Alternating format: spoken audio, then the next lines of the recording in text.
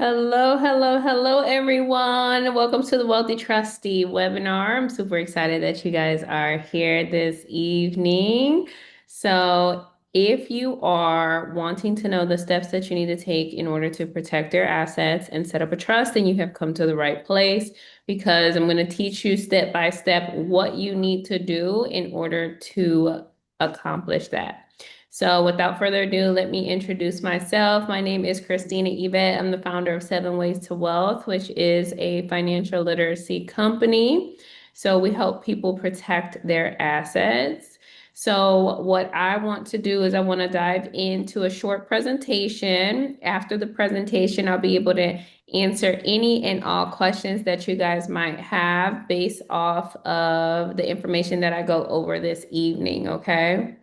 Now, a little bit about myself. So, I am a licensed financial professional and a licensed real estate professional. I am not a lawyer. I am not a CPA. Okay. So, I have been a trustee for 11 years and I am going to teach you about trusteeship. Okay. From that standpoint.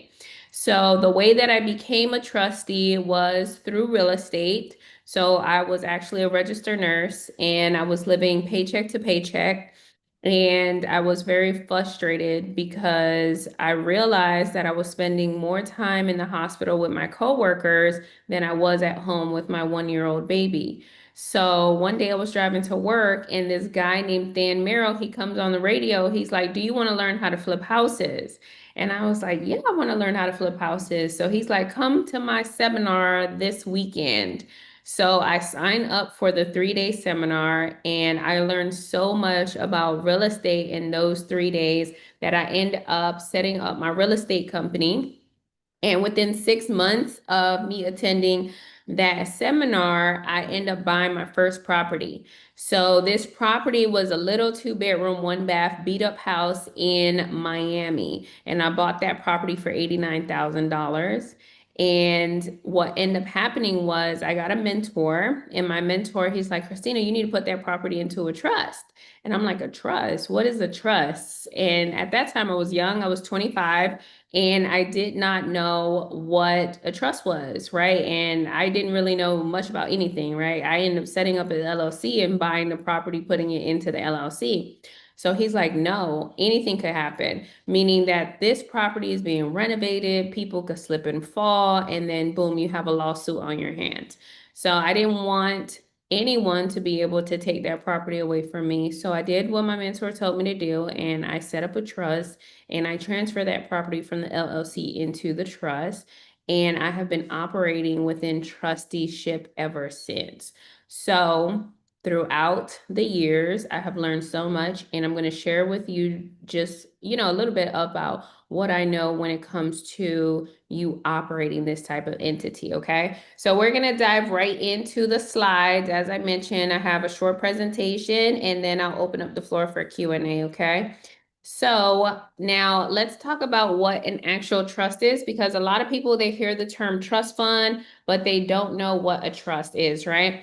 So a trust is an entity. It is a living, breathing entity, just like how you are a living, breathing entity, okay? And so with this trust, right, it comes into existence through a contract.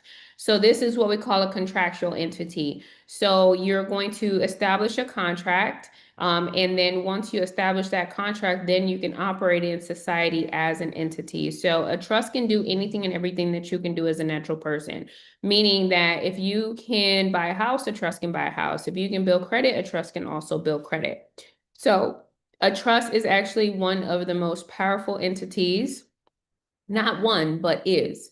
So a trust is the most powerful entity in the entire world, okay? So trust can operate in every single jurisdiction, okay? So now that you understand that this is a contract, what I need you to know is that there's several different parts to this contract. There's only two that I want you to know of right now. So the first one is the declaration, where you're declaring what it is and what it is not. So you're declaring that you are setting up a trust in this contract and that you're not setting up an LLC or a corporation or a partnership or a JV. The next component is that there are bylaws. And so those bylaws are the terms and conditions that are that you are going to be using in order to operate this trust. Okay. So now that we understand that there are several different that this is a contract, now you need to understand that there's several different parties involved in the contract. Okay. So the first party that I want you to know of is the grantor. That's the creator of the trust. So that is the person who's creating the trust for the benefit of somebody else, and that other person is the beneficiary. The second party that I want you to know about is the trustee. So the trustee is the individual who is going to be controlling the assets that are inside of the trust. Okay, so they are operating the trust on a day-to-day basis. Okay, so they're doing all the hiring, the firing, and they're pretty much operating the trust for the beneficiaries. Now, the beneficiaries are the inheritors of the trust. So those are the individuals that are going to be receiving the assets that are inside of the trust once the trust is terminated. Okay. But before the trust is terminated, those individuals will be receiving gifts and what we call distributions. Okay. So now that you understand the different parties involved, let's talk about the different types of trust. Okay. Now, there are hundreds of different types of trust. You need to choose the best trust for you. Okay. So I'm going to give you a few categories. The first category that I want to give you is express versus implied. An express trust is a written trust, and an implied trust is that verbal agreement or a verbal trust. Okay. So that means that it's not in writing and it's not on a contract. Okay. The next category that I want to give you is simple versus complex. So a simple trust is shorter in nature, which means that it has less bylaws, and the trustee is required to distribute all the money inside of the trust. Versus a complex trust is longer in nature, so there's more terms and conditions, but the trustee is not required to distribute all of the money, so the trust can actually hold funds.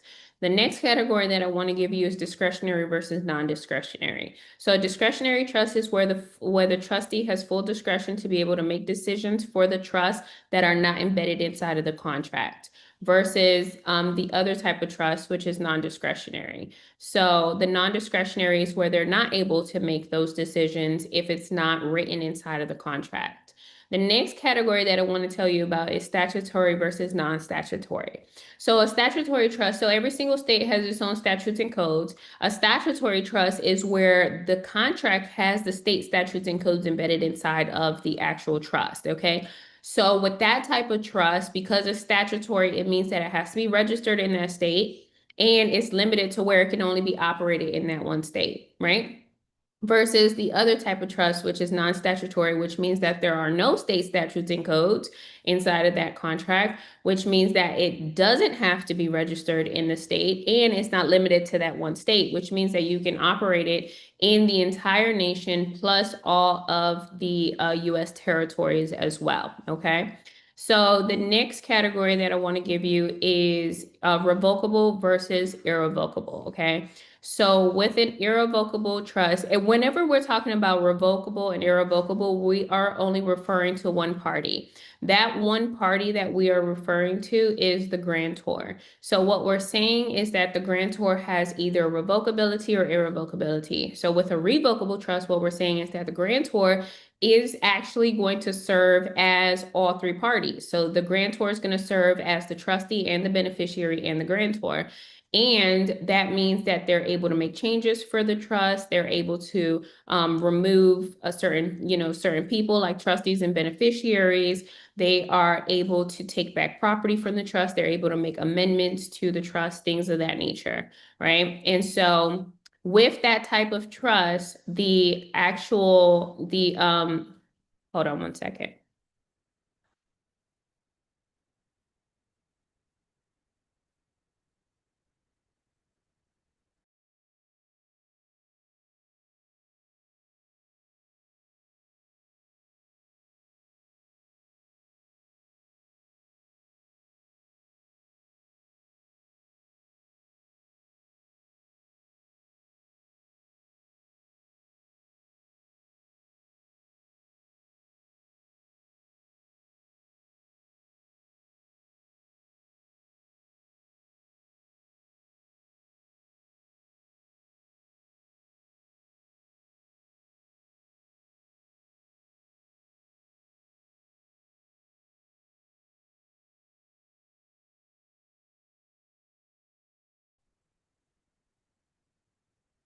Okay, so when we're talking about revocability, we're saying that the grantor is going to serve as the grantor, the trustee, and the beneficiary. With that type of trust, because it's revocable, that type of trust is actually going to operate under the grantor's Social Security. So that type of trust is actually seen as their alter ego. So if there is any creditors that want to come after the grantor or even the trustee, which they serve as the same person, then that means that they can come after that trust because that trust is operating under their Social Security. So unfortunately, with a revocable trust, your assets are not protected. Okay, creditors can come after it. If that trust was to end up in court, then the judge will pierce through that trust and force you to produce that trust in court, which means that now everyone's going to know the contents of the trust and who the beneficiaries are, versus an irrevocable trust. So with an irrevocable trust, what we're saying here is that the grantor cannot be the trustee or the beneficiary. So that's one. So they can't be the same person. The grantor has no type of administrative power, no type of control. So that individual actually can't make any changes to the trust, can't revoke or terminate the trust, can't take back property from the trust, can't remove trustees or beneficiaries. Okay. So with that type of trust, that an irrevocable trust is actually going to have its own separate EIN. So it's not going to operate under the Social Security number of the grantor. So it's actually seen as a separate entity. So if somebody's coming after the grantor, they cannot go after the trust, okay, which is extremely powerful because your assets are going to be fully protected. If that trust was to end up in court, the judge would not pierce through an irrevocable trust, okay? So now that you guys understand the different types of trust, now let's talk about the steps that you need to take in order to create a trust, okay? So step one is that you need to determine the type of trust that you want to create. Now, I gave you several different categories, so you can choose which category works best for you as far as the type of trust that is best for your family or even your business, okay? Now, when you are wanting to fully protect your business or fully protect your family or your assets, right? You want to have a trust that is completely bulletproof, okay? So a bulletproof trust is going to fall under the following categories. So it's going to be express, it's going to be non-statutory, it's going to be complex, it's going to be discretionary, and it's going to be irrevocable. So as long as it falls under those 5 categories, then it is going to truly be bulletproof and it'll hold up in court and fully protect the assets that you place inside of that type of trust, okay? So now let's move on to step 2. So in step 2, we're going to determine the name for the trust. Now, one mistake that I see a lot of people make, I do not want you to make this mistake, okay?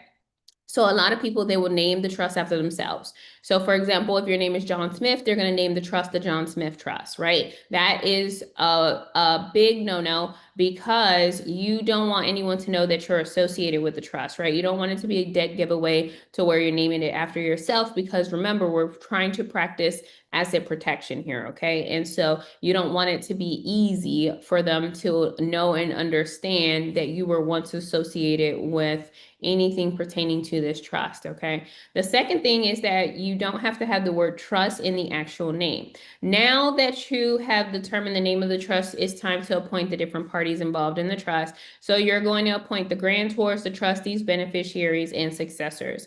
So your beneficiaries are usually your children or your next of kin or your spouse. The trustee is usually you, the individual that's operating the trust. The grantor is the person that you're setting the trust up with, so it's a 2-party contract. And then the successor trustee is the person who's going to take over after you in the event that something happens to you. Meaning that if you become incapacitated, right? Or if you decide that you want to resign, or if you transition, right? Then someone needs to pick up where you left off. And so that person is the successor trustee. So now that you have appointed the different parties involved in the actual contract, now it's time to create the contract. So you're going to go ahead and create the trust agreement, okay, this contract that we've been talking about. And inside of the contract, one of my favorite provisions is spendthrift provisions. So when it comes to spendthrift provisions, your spendthrifts are your beneficiaries that want to spend all the money. So you need to put yourself in a position to where you're controlling the money from the grave. The way that you're going to do that is by putting those spendthrift provisions. Now, what can they be? You can put an age restriction in there to say, hey, you can't receive a distribution of $10,000 until you're 25 years old. You can put an education restriction in there to say, hey, you need a 4-year degree, or you need, some type of budgeting or financial literacy or accounting, certificate. So you can put those things in place in order for the beneficiaries to be able to abide by and qualify for those distributions, okay? Because at the end of the day, it's you that are creating the legacy. And so you want to leave those set of instructions for the next generation if you want this to be generational and intergenerational.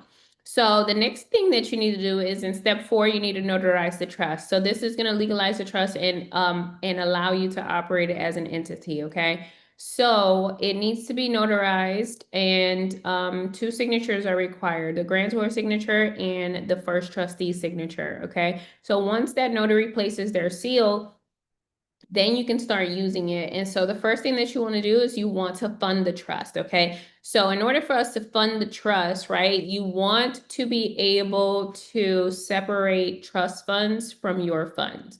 So you're going to open up a bank account for the trust, okay? So you're going to establish a relationship with a financial institution, and the type of account that you can open up is either a checking account, savings account, money market account, or even a cash management account, okay? Now, the second component to this is that you're going to fund the trust with whatever amount that is the minimum for that particular bank. So some of those banks are zero, some of them are $100, $500, $1,000, it just depends.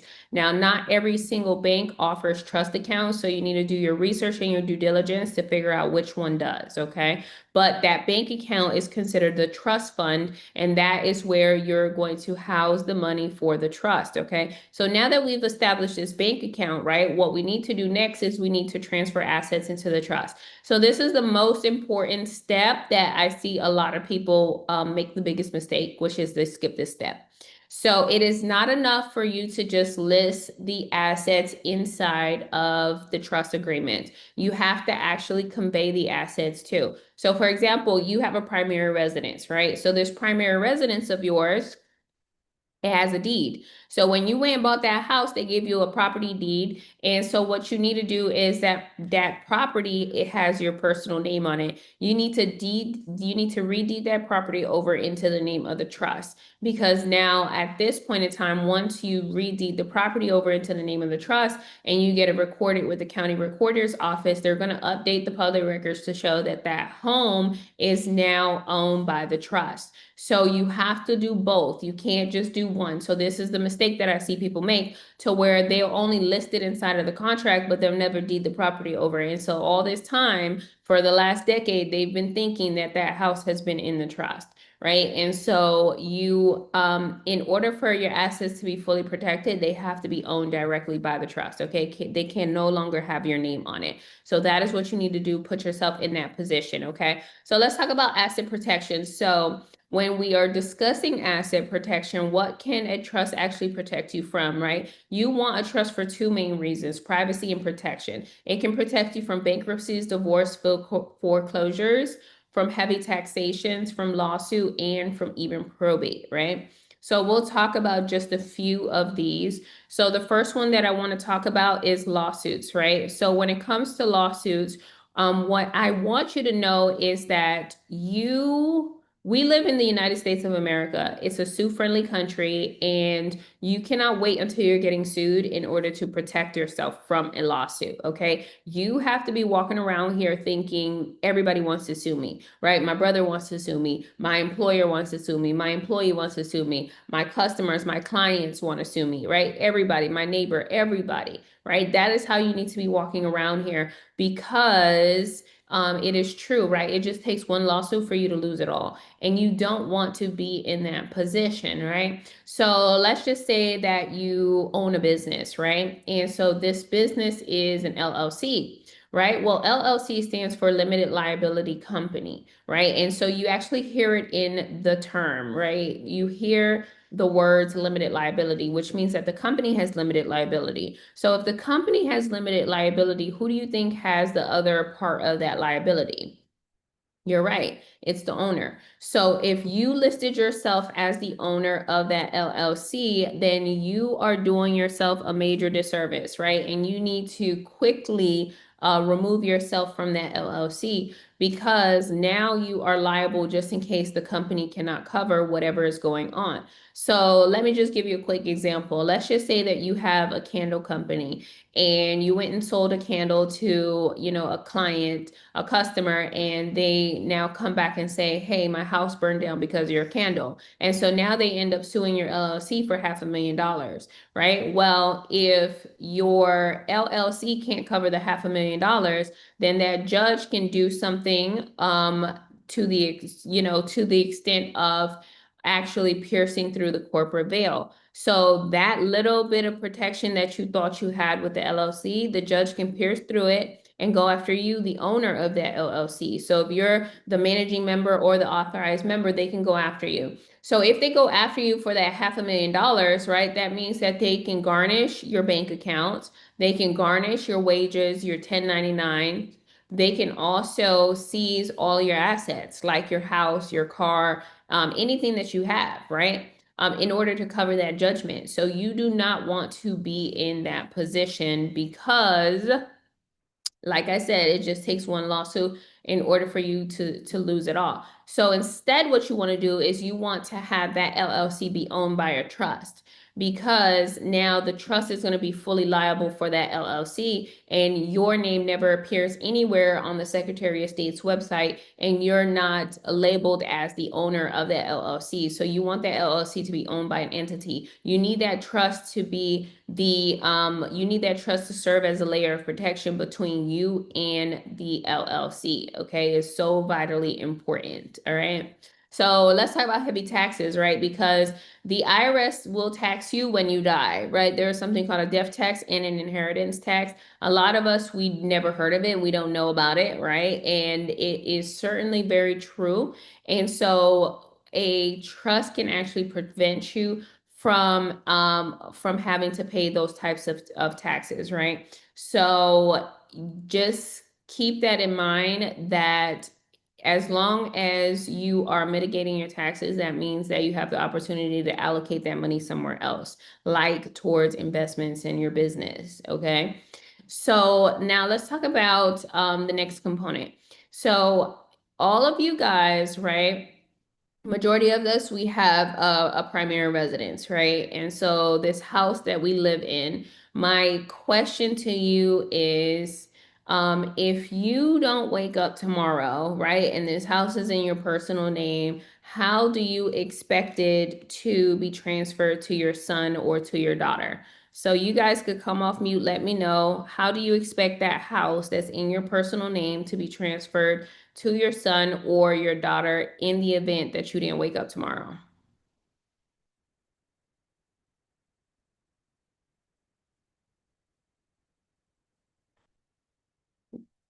What do you think? It's going to end up in probate court. Exactly. Thank you for saying that, Marcus. So it's going to take a judge to be able to make that decision on what happens to your house, right? And so we are once again doing our family a disservice by having that house in our personal name. Why? Because anything could happen, right? Anything could happen to us. A lot of us were walking around here thinking that tomorrow is promised when it's not. It is not promised, right? And I will tell you that majority of the people that didn't wake up today didn't know that they wasn't going to wake up. Okay. So with that being the case, right? If you don't wake up and this house is in your personal name, there's no way for you to be able to sign that house over to your son or your daughter or your spouse. So it's going to take the judge to be able to make that decision. That judge does not know you. That judge doesn't know your daughter. That judge doesn't know your son. But yet you are leaving it up to chance. You are leaving it up to them, right? And so I'm here to tell you that your children are losing their inheritance. They are losing their inheritance because we don't have our affairs in order, because we are just leaving it up to the system, right? And what is it that society wants for us? Well, they actually want us to go through the probate process. So I'm here to tell you that all of us, we're going to go through probate. It is absolutely inevitable unless we have a trust. So that means that we have to create our estate now while we're living, instead of letting the state of Georgia or the state of New York or Texas or California do it for us, right? So I'm going to break down what the probate process looks like so that you guys can better understand what I mean by our children are losing their inheritance, right? So this is what it looks like. So let's just say that you have assets, right? You have a house, you have a car, you have cash money, right? 200,000 in the bank, right? And all of these things are in your personal name, the house, the car, and the bank account, right? And so let's just say that you have a will. A lot of people think that a will is good enough. Well, I'm here to tell you that a will is a wish list.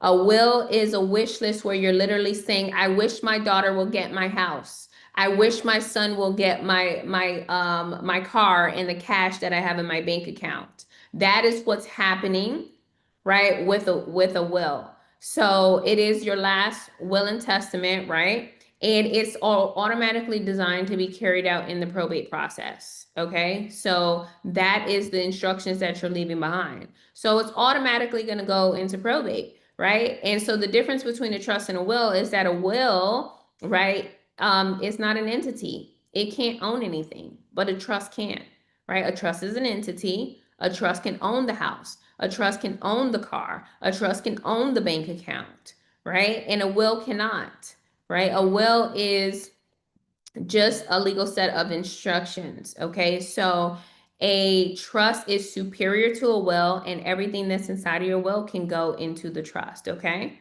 so just keep that in mind for those of you guys that have wills.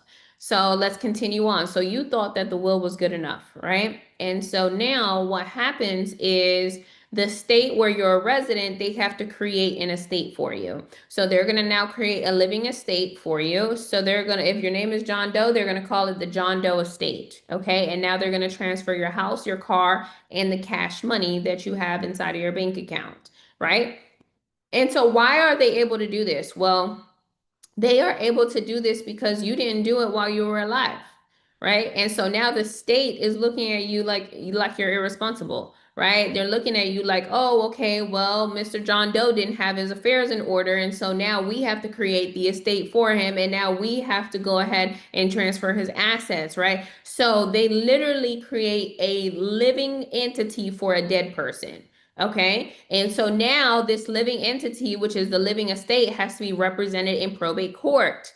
Okay. And so the first thing that happens is it's going straight to probate court. It's going to be represented by a probate attorney. And the first thing that happens is the judge is going to cover your liabilities. So what are your liabilities? Well, let's just say that you had credit card debt. Let's just say that you had student loans from 15 years ago. Let's just say that you had a home improvement loan or a line of credit, right? All of these things, right? But then one thing that a lot of you guys don't think about that I want you to really consider is the medical bills that you're going to have at the end of life, right? Remember, you didn't know you wasn't going to wake up, and you definitely didn't know that you was going to sit in the ICU for 10 days. Do you know how expensive it is for you to sit in the ICU? So now you were sitting in the ICU on a ventilator for 10 days. Now you have all these medical bills that are equivalent to $290,000, right? And so guess what? A lot of people think, oh, well, I have health insurance. No, these insurance carriers, they want to be reimbursed. Medicaid, Medicare, they want to be reimbursed. So they're going to come after your estate. Okay. And guess what the judge is going to do? The judge is going to cut them a check, right? And reimburse them for the medical bills, right? And so a lot of us, we don't think about that, but I'm here to plant that seed for you to be able to know that this is what's happening. Okay. This is what's happening right under your nose without you knowing. And that's why your children are not receiving their inheritance. Okay. So now you have medical bills for $290,000, right? You have credit card debt, student loans, all kind of stuff. And so unfortunately, the cash that you have inside of your bank account is not enough to cover all of your liabilities or all of the debt that you left and all of the creditors that have come out the woodworks to make claims against your estate. Okay. So now what's happening is the judge has made the decision to liquidate your assets. So the judge is like, okay, well, we're going to sell the car. We're going to sell the house, right? And so now you have your children, your son and your daughter, that is now fighting inside of probate court to keep mom's house, to keep dad's house, right? And unfortunately, sometimes we've seen that they fight each other. Siblings fight each other or they fight the court system, right? And so unfortunately, what happens is they lose the fight. How many times have you seen, if you go on Zillow and Realtor.com right now, you see how many homes are for sale that are in probate, right?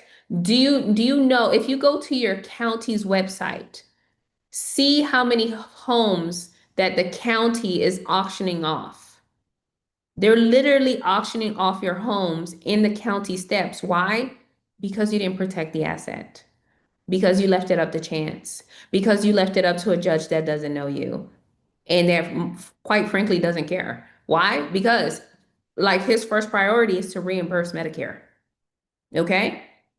And so now what happens is your home is liquidated, okay? And now all of the liabilities are paid off. So now what happens, right? Well, after all of the debt is paid off, then the attorney is going to be compensated. And then the court fees, probate court fees, is going to be taken out of your estate. And then whatever is left over is what your children get. So your children, they get the leftovers. And this is not what you want when probate can be avoided. So please do not force your family to go through this process when all you have to do is just set up your estate now while you're living. All you have to do is protect the house, the car, the cash now while you're living. So let me quickly explain to you what that looks like for you to be able to do that, okay? So let's just say that you said, hey, I want to get my affairs in order. Let me go ahead and create a trust, right? And so you went and established your trust. You legally transferred your property, your primary residence into that trust. You went and transferred the title to your vehicle into that trust. So now that trust has two assets. And then you went and opened up a trust fund account, right, with Navy Federal Credit Union. And you transferred that $200,000 from your personal checking account into the trust fund. And now those assets are protected. Well, guess what? You didn't wake up tomorrow. Well, guess what? Guess what happens? Everything remains intact.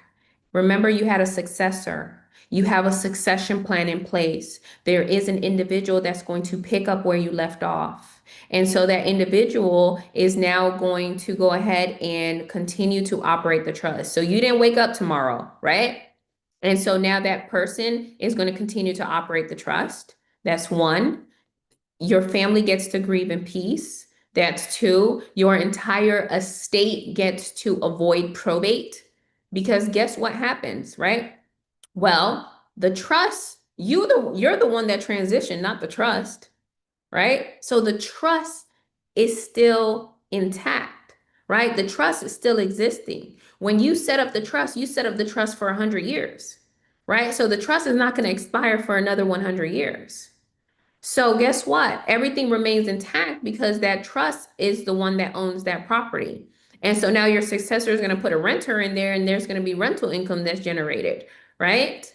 And so your children get to grieve in peace. Now they get to earn, now they get to receive distributions from the trust, right? And then that debt that you had at the end of life, remember the medical bills, the student loans, the credit cards, all of that debt dies with you.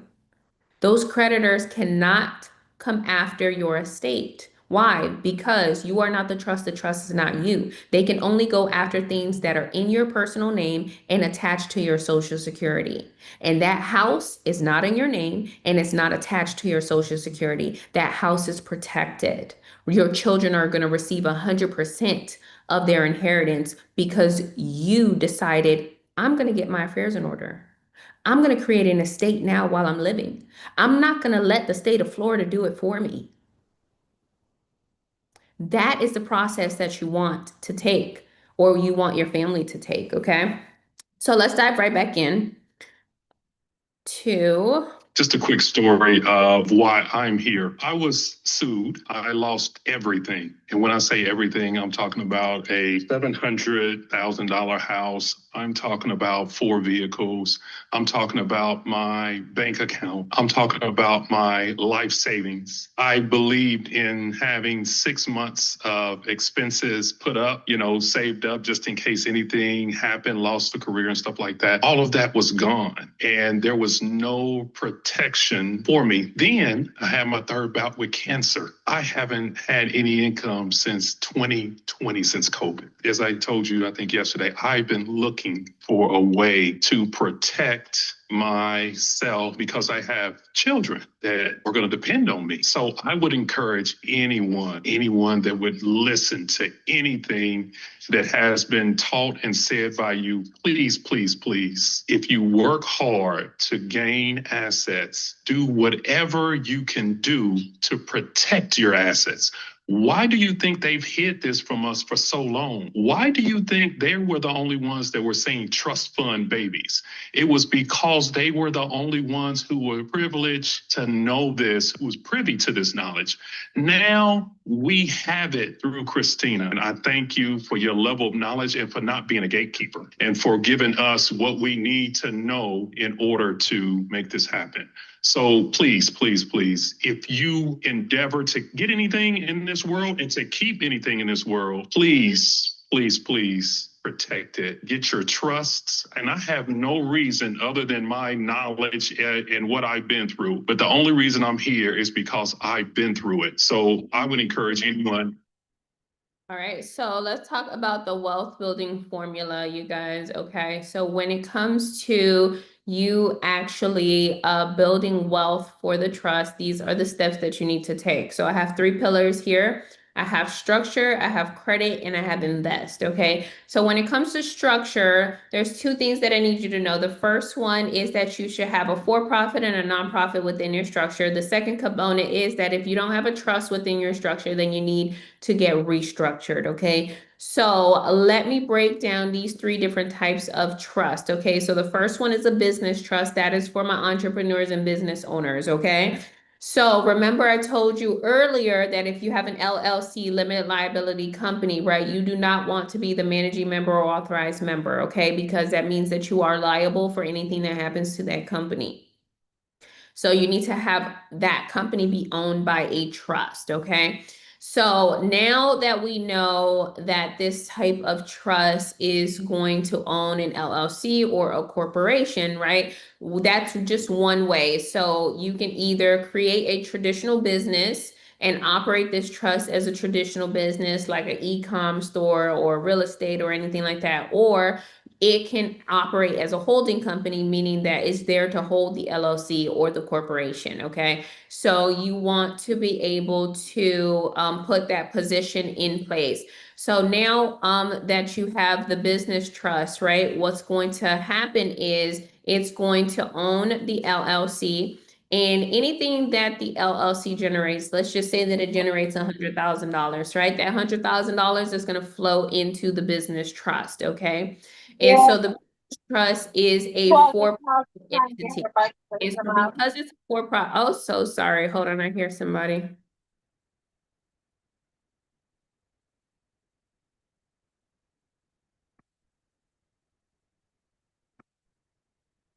Okay, so the LLC is a for the LLC is a for-profit entity, and so is the business trust, right? So one thing about the business trust is that you're going to spend the money first and then you're going to be taxed on the leftovers, okay? So remember, $100,000 came in, and so that money that was generated from the LLC, right? The LLC did a K-1 distribution and distributed it to the business trust. And so now the business trust has operating expenses. Let's just say that is about $30,000, right? So out of that 100,000, we're going to write off 30,000. So there's $70,000 that's left. So what's going to happen with the $70,000? Well, if that money stays it stays inside the trust, then that triggers a taxable event and that trust needs to pay taxes on it. But one of the beautiful things about a trust that no other entity can do is that it can distribute to the beneficiary, and then whatever it distributes to the beneficiary, it doesn't have to pay taxes on. So now we're going to do a distribution. So now that that business trust is going to do a distribution for whatever's left. So let's just say that it's the 70,000, right? So now what's going to happen is we are going to make the family trust the beneficiary of the business trust. Why? Because we're entrepreneurs and business owners, and that's how we generate the money for the family. And we need that money to flow right into the family. So that's why the $70,000 is going to flow right into the family trust, which is the beneficiary of the business trust. Okay. So now at the business trust level, what has happened is 100,000 came in. We wrote off 30,000 in operating expenses and 70,000 in a distribution. So now there's $0 left, which means it's a 0% tax liability. So we're done paying taxes for the business trust. So now we're going to move to the next level, which is the family trust. So your family trust is for all of your personal assets, okay? Meaning the house, the car, the cash, if you have crypto, if you have precious metal, if you have stocks and bonds, if you have heirlooms, antiques, furniture, handbags, Rolex watches, whatever it is that you have, right? All of those things can be owned by the family trust, okay? And so now that it's owned by the family trust, right, your children are the beneficiaries of that trust, okay? So now what's going to happen is that your children are the beneficiary. Remember, $70,000 came in, and that is to support the family, okay? So what does that look like? Well, you have operating expenses to support the family, like grocery, school tuition fees, you have mortgage, you have taxes, you have utility bills, things like that, right? And so let's just say that out of that 70,000 that came in, 60 went into expenses to operate the family trust. So now there's $10,000 that's left. 60,000 was written off. Okay. So now with that $10,000, the tax bracket for a trust, right? So the business trust and the family trust, they're for-profit entities. So the tax bracket for that is anywhere between 10% upwards of 37%. So let's just say that for that $10,000, we would have to pay 10% in taxes, right? Well, that's one way that you can handle that. Or the other way is by doing a charitable contribution. So if you do a charitable contribution, that means that you're going to donate to a charity of your choice, okay? So that's why you want to have a nonprofit within your structure, okay? So that you can take advantage of any type of philanthropic endeavors that you want to do, and you are able to do it with your personal charity, okay?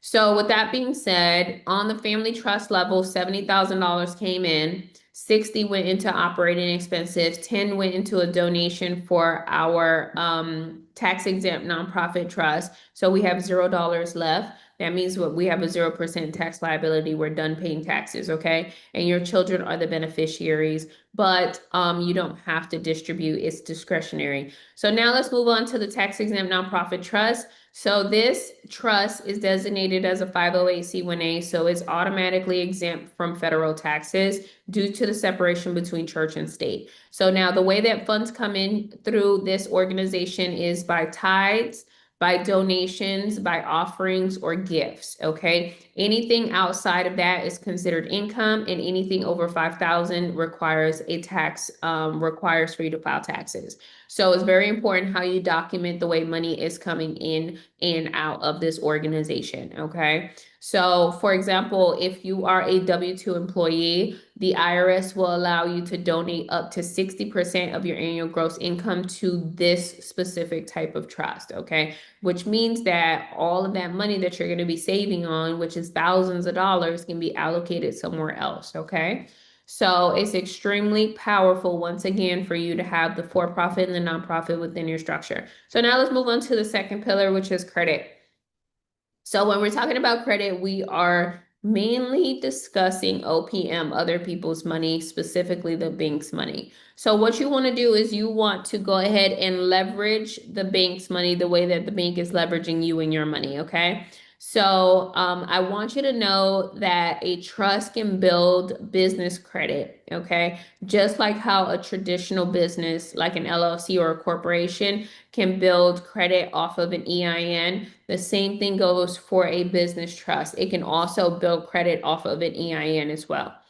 So it's the same type of credit, okay? But you want to be able to leverage that so that you can allocate those funds to assets, okay? You want to be able to put the trust in a position to where it can sustain itself and you don't have to be pouring in your W-2 income into the trust, okay? This is not what we're doing here. So we want the trust to be able to generate its own income and to be able to acquire assets, okay? And the way that we're going to do that is by leveraging OPM, okay? Because you want to leverage a second credit profile. You don't want to only depend on your personal credit, right? With business credit, you get higher lines of credit, right? So instead of personally you getting, $20,000 on the business side, you can get $200,000, okay? So that is a position that you want to put your trust organization in. So now let's move on to the last pillar, which is invest, okay? So these two are my favorite assets.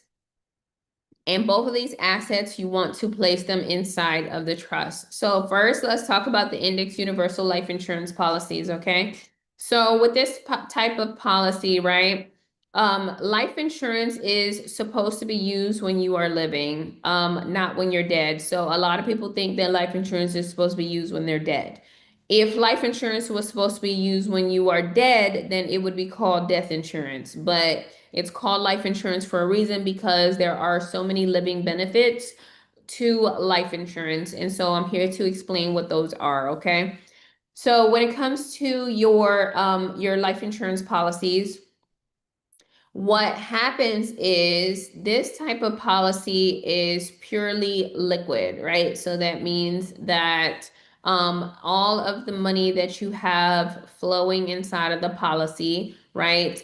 It is a liquid asset, so that means that you have the ability to be able to borrow it out, okay? So that's one thing. So this type of asset, right, is it's protected. So what do we mean by this? Well, if somebody's trying to sue you, they cannot take the money that you have inside of your life insurance policies, okay? If you have money inside of your life insurance policy, you'll never lose that money, okay? So those are two one of the most important components when it comes to life insurance is that your money is protected, okay? So the next thing is that your life is insured, and so there is a death benefit associated with it, which means that if anything happens to your life, then whoever the beneficiary is, that person is going to receive a check. So let's just say you have $1 million policy, right? And so your death benefit is $1 million. So if you don't wake up tomorrow, then your family gets to, receive a check for $1 million. Okay. So that's the other component to it. So now there are what we call living benefits, meaning that remember you have $1 million life insurance policy, okay? And so let's just say that something were to happen to where you have a heart attack, right? If you have a heart attack, if you're diagnosed with cancer, if you have a stroke, anything that's critical or chronic, right? What happens is they will pay out anywhere between 90% upwards of 100% of that death benefit now while you're living. So you don't have to worry about having to go back to work or anything like that, right? You are going to be taken care of, to the extent of 100% of your death benefit. Okay. So that will give you a beautiful sense of security. Okay. Now, the next thing that I want you to know is that there is another account and it's called cash value. And so when it comes to your cash value, that means that you are going to be accumulating cash inside of your policy. So how does that work? Well, remember you have premium payments. So let's just say that you're paying $100 a month, right? So if you're paying $100 a month, depending on how the policy is designed, so it has to be, designed the right way. Um, a majority of that money can go towards your cash value, right? So let's just say that out of that $100, right, $80 is going towards your cash value. And then the other $20 is going towards the insurance carrier, and that's the cost of insurance, right? So every single month, guess what's happening? I'm paying my $100, right? So I'm paying $100, $100, $100.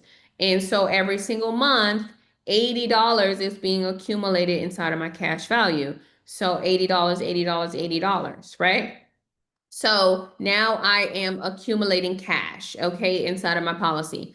So that is a really good thing, right? Because once again, you have access to this cash. But there is an even better component, right? So with this type of policy, remember it says the word index, right? So the index we're referring to is a section in the stock market, okay? So the stock market has many different indices. You have the Dow Jones, you have the NASDAQ, you have the S&P 500. So what happens is the carrier is going to mirror the market and give you those returns on your cash value. So what do we mean by this? Well, if you have, let's just say you have $1,000 inside of your cash value, right? And so what's going to happen is whatever the market is doing, they're going to match it. So if the market is doing 10%, then they're going to give you 10% returns on that $1,000, which is extremely powerful, okay? Because that is what you want. You want to be able to have your money working for you and parked in a place to where it's generating more money. And so the money that you have inside of your life insurance policy is actually going to be earning compound interest, right? Which is exactly what you want, because now you're going to get into wealth accumulation with this type of policy, okay? So now when it comes to these life insurance carriers, right, they're going to have what we call like a floor and a ceiling. So the floor means that if the market crashes, right, we don't want you to lose any money. So it's a good thing that your money is not directly invested inside of the market, right? Because the market is very volatile. So they have a floor to say, hey, in a down market, right? Let's just say that the market is down 10%. Guess what? Our floor is 0.75, which means that the lowest amount of interest that you can generate is 0.75%, right? And let's just say that they have a cap, right? Or a ceiling. So now what we're saying is that let's just say that their ceiling is, 12.5. So if the market is doing, 10%, you're getting 10%. But if the market is doing 15%, well, guess what? You're going to get 12.5 and then the rest goes to us. So that is the agreement that is designed with this type of policies, okay? Now, when it comes to the actual trust, you want the trust to be the owner of your life insurance policy. You want the trust to pay those premiums every single month, that $100, and you want the trust to also be the beneficiary of your life insurance policy, because if anything happens to you, that death benefit goes straight into the trust, okay?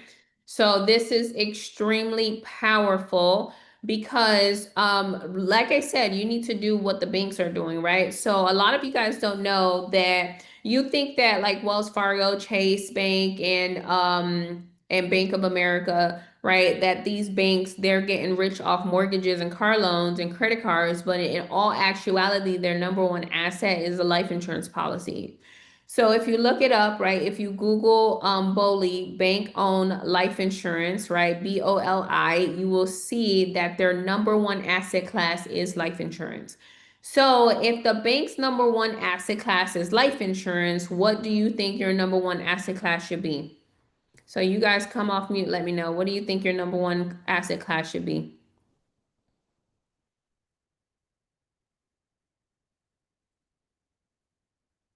Life Life insurance. insurance. Yes, that is so true. Exactly. It should be life insurance, okay? So you want it's a beautiful marriage between a trust and a life insurance policy, okay? So that's why I told you the trust needs to be the owner, the payer, and the beneficiary, and you need to be insured. It's your life that is insured, okay?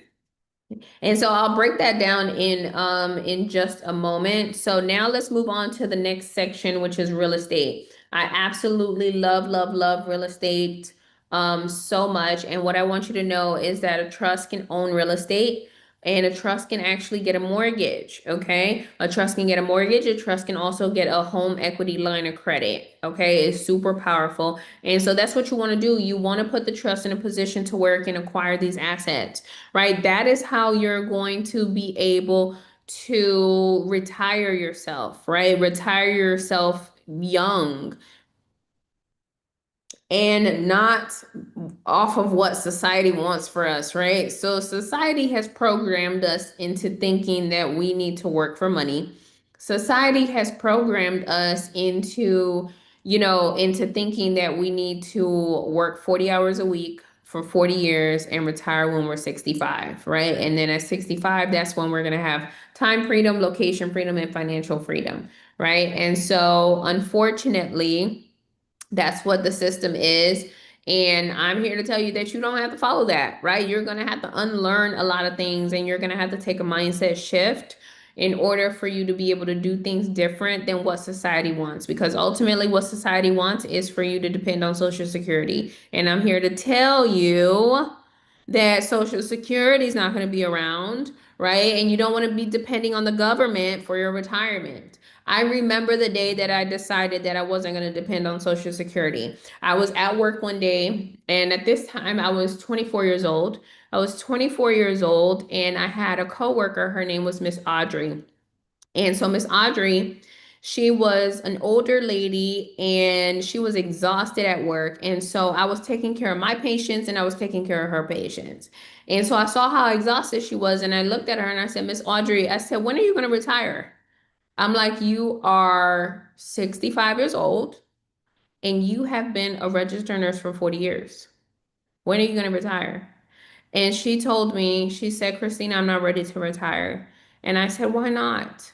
And she's like, I'm going to wait until I'm 67 and a half because then Social Security is going to give me an extra $300. And I looked at her and I said, Miss Audrey, I said, you're going to work for an extra 2.5 years for $300 more? And she's like, yes. And I said, okay. And it was at that moment that I made the decision. I said, I am not going to be Miss Audrey. Like, I'm not going to work as a registered nurse for 40 years. Like, it's tough. Like, just, it's not easy working 12, 13, 14, 15, 16-hour shifts, in a hospital, in a stressful environment, taking care of patients that are having heart attacks left and right, that are dying on you. It's not easy, right? And so I had made that decision right then and there. I said, I am not going to be in this career for 40 years. I said, I'm going to give myself 10 years. And I was actually able to retire myself in 8 years because I was intentional and because of real estate, right? And so real estate was my way out of my career. And real estate can also be your way out, right? And unfortunately, Miss Audrey, she never made it to retirement. That evening, she was driving out of the parking lot and she hit the tree right in front of the emergency room and she died on impact. So she never made it to collect one Social Security check. She never made it to retirement. She never made it home that day. So I don't want you to be like Miss Audrey. I didn't want to be like Miss Audrey either, to where we just work ourselves to death. So we need to make the decisions now that we're not going to depend on Social Security, that we're not going to abide by whatever the system, has designed for us, right? We've been institutionalized since kindergarten, right? And so what happened to me is that a trust was my way out, and that can also be your way out of the system too. So when it comes to the trust, right? Let's just say that the trust is going to own real estate, right? So let's just say that you have a triplex that you want to purchase. Well, I'm here to tell you that you do not have to use any of your own money in order to purchase real estate, okay? You need to leverage OPM, other people's money, the bank's money, okay? The bank is leveraging your money. Every single time that you got a direct deposit hitting on Friday, they are using it. We live in a fractional reserve system, okay? So the money that you see on the screen is not really there, okay? So if they're using your money, you need to also use their money, okay? So when it comes to real estate, a one strategy that you can use is, let's just say that you're going to pick up, a triplex, right? So you can purchase this with a DSCR, that is a debt service coverage ratio loan, and that is a mortgage where they'll lend you up to 80% of the purchase price. So now let's just say that you get the 80%, right? You need to only just find 20% somewhere else, right? So remember we said that the business trust can establish business credit. So that's where you're going to get the 20% from. So you're going to apply for that EIN, you're going to build that business credit, you're going to get a line of credit, right? So let's just say that you got a credit card for $50,000, right? So now what you need to do is you need to liquidate that credit card. Okay, that credit card needs to be liquid and you need to put that money straight into your bank account. Okay, so now that you've liquidated that credit card and that 50,000 is just sitting inside of your bank account, you need to first deploy it. You need to deploy it first before you invest it in real estate. So where we're going to deploy it is straight into our life insurance policy. So that $50,000, instead of us putting it as a down payment, we're going to go put it straight into our life insurance policy, because now that 50,000 is going to go towards the cash value. So now your cash value just went up by 50,000. And remember we said that our money that's sitting inside of our cash value is earning more money, okay? So we're going to park it in the first place where it's going to generate more income. So every single dollar that is sitting inside of your cash value is going out and bringing back friends. So it's going to go out and bring back 10 cents, 15 cents, another dollar. Okay, so that is you putting your money in a place to where it's going to work and make money, more money for you. That is what you need to do. That is what gets you out of the rat race, right? Is by having your money work for you and you not having to work for money. Okay. So that 50,000 is sitting inside of your cash value. It's earning compound interest. It's mirroring the market. Okay. So now what you're going to do is you're going to take out a policy loan. Why? Because you need that 50,000 for a down payment. So you're going to contact your carrier and you're going to say, hey, can I borrow against my cash value? They're going to look at your cash value and they're going to be like, yeah, okay, we'll lend you 49,000. We don't want it to go down to zero. So we're going to lend you 49,000. They're going to do a direct deposit and boom, it's going to hit your bank account, $49,000. Your 50,000 is still sitting inside of your cash value earning compound interest as if you never touched it. They lend you 49,000 from their bank account, from their reserves, from their money. Okay, and so they direct deposited the 49,000 into your bank account. So now you're going to deploy that money into a second place. So the second place is into the real estate. So now you go to the closing table, you have the DSCR plus your 20%, which is the 49,000. You put the 49,000 down, you just bought this triplex for zero down. Okay, it's 100% financing, zero down. You didn't use any of your own money. Okay, so majority of my portfolio, I didn't use any of my own money. Okay, like zero, like nothing, right? And so that is what you want to do too. So now that you have this rental property, right? What is going to happen? Well, you have three doors. So let's just say you're collecting $2,000 from each tenant, right? So that's 246, that's $6,000. So now what are we going to do with the $6,000? Where are we going to put it? I want to hear from you guys. In the trust. Okay, that's a good option. How about the life You have to insurance pay. policy? You have to pay your loan back. See, that's right. That's right. Life Yeah, put the money back in the like IUL. Thank you. Exactly. Mhm. Exactly.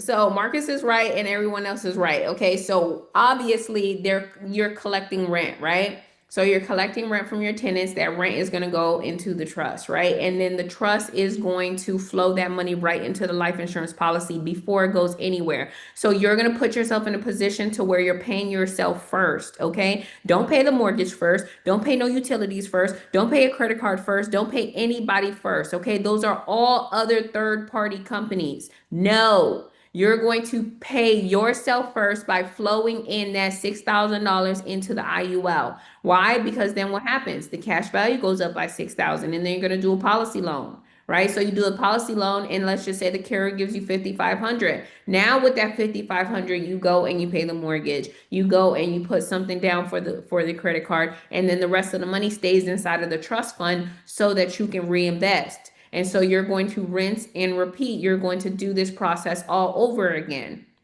You're going to get another triplex and another triplex and another triplex. And this is how you're going to build wealth with the trust without using any of your own money. You've leveraged OPM, you've leveraged your index universal life insurance policy. You have money that is working for you inside of real estate, inside of your life insurance policy. You've leveraged, you've liquidated the credit cards. This is how you're going to build wealth. All you have to do is do it again and again and again and again. This is how you're going to be able to retire at a young age. I was able to retire myself at 31 years old. I've never worked another day in my life. Why? Because I was intentional and because I did exactly what I'm telling you to do. When I set up my trust when I was 25, I retired myself from nursing at 31, right? So Good. Good. let's Great. continue.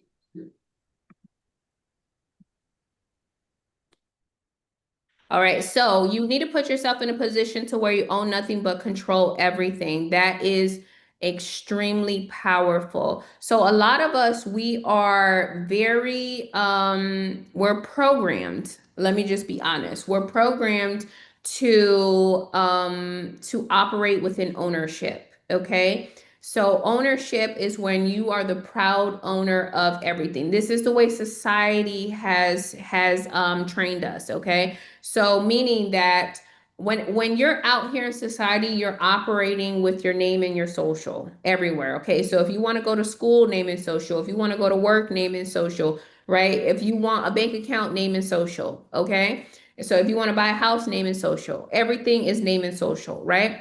And so what you need to do is you need to move away from ownership and you need to move towards stewardship. Stewardship is where you don't own everything, right? You own nothing in your personal name. Everything is owned by the trust, and you're a good steward of the assets that are owned by the trust, right? And so we need to move away from ownership because at the end of the day, remember, we're talking about this primary residence that you have. If you don't wake up, guess what? That house is still there. So if you know that the house is still going to be there when you're transitioned and gone, when you expire, then what you truly, truly, truly, truly, truly wanted wasn't ownership, it was control. You wanted to be able to control that house while you were living. And so you get that control with a trust because the trust owns the house. You control the trust, meaning that you control the house, right? So that is what you want. So now we need to move more towards stewardship. So how do you actually transfer your wealth? Well, you're going to transfer it through a trust certificate unit, okay? So trust certificate units are just like stock certificates. So you know, stock certificates represents ownership in a corporation. Well, TCUs represents beneficial interest in a trust. So what we're saying here is that the trust is going to generate 100 TCUs. Let's just say I'm one of your beneficiaries and you give me 20 TCUs. That means that I have 20% of benefit of beneficial interest. Okay. So if I have 20% of beneficial interest, let's just say that the trust is worth $1 million. That means that my beneficial interest is equivalent to $200,000. So that is how you're able to transfer wealth intergenerationally. Okay. So you want the money to reach the next generation. Unfortunately, 90% of wealth is lost by the second to third generation. Why? Because we don't have trust in place. How many times have we seen it to where athletes, celebrities, famous families, we see it all the time. You see it on Instagram, YouTube, the television, everywhere. You see it all the time to where these families, right, they are losing their wealth, right? Or they're going into probate. And it's only because of what? Because they didn't have the tools. They didn't have tools for what? For preservation. So there's two tools that you need in order to preserve your wealth, right? So that it can actually last the second, third, fourth, fifth generation, right? So those two tools are, we just mentioned them, the trust and the life insurance policies, right? Because then what is going to happen is the trust is going to take out a policy on every single person associated with the trust, meaning that if you are the trustee, the trust is going to take out a policy on you. If your children are the beneficiaries, the trust is going to take out a policy on the beneficiaries. If your spouse is the co-trustee, the trust is going to take out a policy on your spouse, right? If your children start to have children, those children are called trust fund babies. So when a baby is born into the trust, right, the trustee is going to take out a policy on that baby when that baby's 30 days old, right? And so now the trustee took out a, let's just say an index universal life insurance policy on that baby, okay? So now the trust is paying $100 every single month, $100, $100, $100, right? On that trust fund baby, right? And that trust fund baby, let's say that trust fund baby grows up and now they're 18 years old. What happens when they're 18? Well, they are saying, I need a new set of Hot Wheels. I'm about to, go to campus. I need to be able to drive to campus, right? So that beneficiary, that trust fund baby can go to the dealership and they can easily go get into a car loan and start paying $1,000 a month for a $30,000 car. Or what they can do is they can come to the trust and they can request a loan. And so then that trustee is going to be like, okay, yeah, you the beneficiary of this trust. So we'll give you a loan for $30,000 and they're going to cut that beneficiary a check for $30,000 and now they get to go ahead and buy their car cash, right? But we want them to be responsible financially. So we're going to say, hey, you got to pay the trust $300 a month, right? You got to be able to pay that loan back. Right? And so now the beneficiary is paying the trust $300, $300, $300. Let's just say a year into the future, that trust fund baby says, I don't want to pay the trust anymore, and they default. Well, that default is perfectly okay because the money did not originate from the trust fund. The money originated from the trust fund baby's life insurance policy. The minute that trust fund baby requested a loan for $30,000, that trustee contacted the insurance carrier and requested a policy loan for $30,000. Policy loans do not need to be paid back. The reason being is because the money is going to automatically be deducted from the death benefit. So once that trust fund baby expires, right, that $30,000 is going to be deducted from the death benefit, right? And so let's just say that their death benefit is $5 million, right? So when that trust fund baby expires, that $5 million is going straight into the trust minus 30,000, right? And so that is what preservation of wealth looks like. For the trust to be able to insure the human assets. The trust has insurance on every single asset. The trust got a car, it has car insurance. The trust got a house, it has homeowners insurance. The trust got cash, it has FDIC. The trust has human assets, which are you, your children, your co-trustees. So you guys need to be insured too by the trust, right? So these are the books that I recommend. What Would the Rockefellers Do is a really good book that teaches you about the connection between the trust and life insurance. The Art of Passing the Buck Volume 1 and 2 teaches you about trusteeship. Family Wealth teaches you how to run your family like a business. So everyone should be running their family like a business, right? To where you are the CEO of your family. Your spouse is the CFO of the family. Your children are secretaries of the family.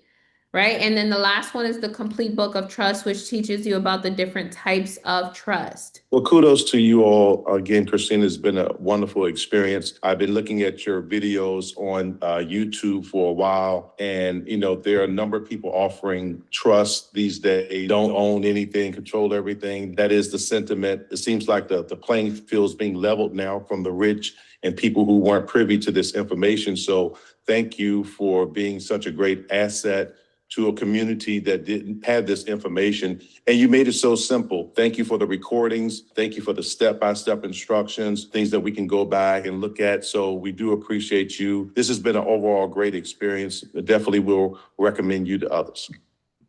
So we can work together. I do have a program teaching you step by step how to set up these different types of trust. Okay, so all three trusts that I recommend is the business trust, the family trust, and the tax exempt nonprofit trust. So if you decide to do it yourself, then that means that you will get into our online course.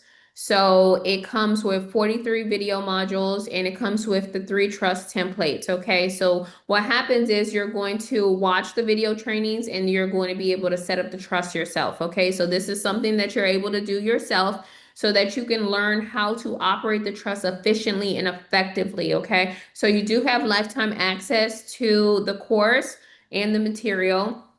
And we provide you with all the resources and ebooks that you need. So for example, all the books that I just mentioned, you get them electronically. And then as far as the resources, let's just say that you want to open up the bank account. We provide you with the resources, right? With the certificate of trust, with the list of banks, things like that, right? With banking procedures and operations, with board meetings, right? A lot of people, they don't even know how to have a board meeting for their organization. We teach you how to actually operate the trust the right way.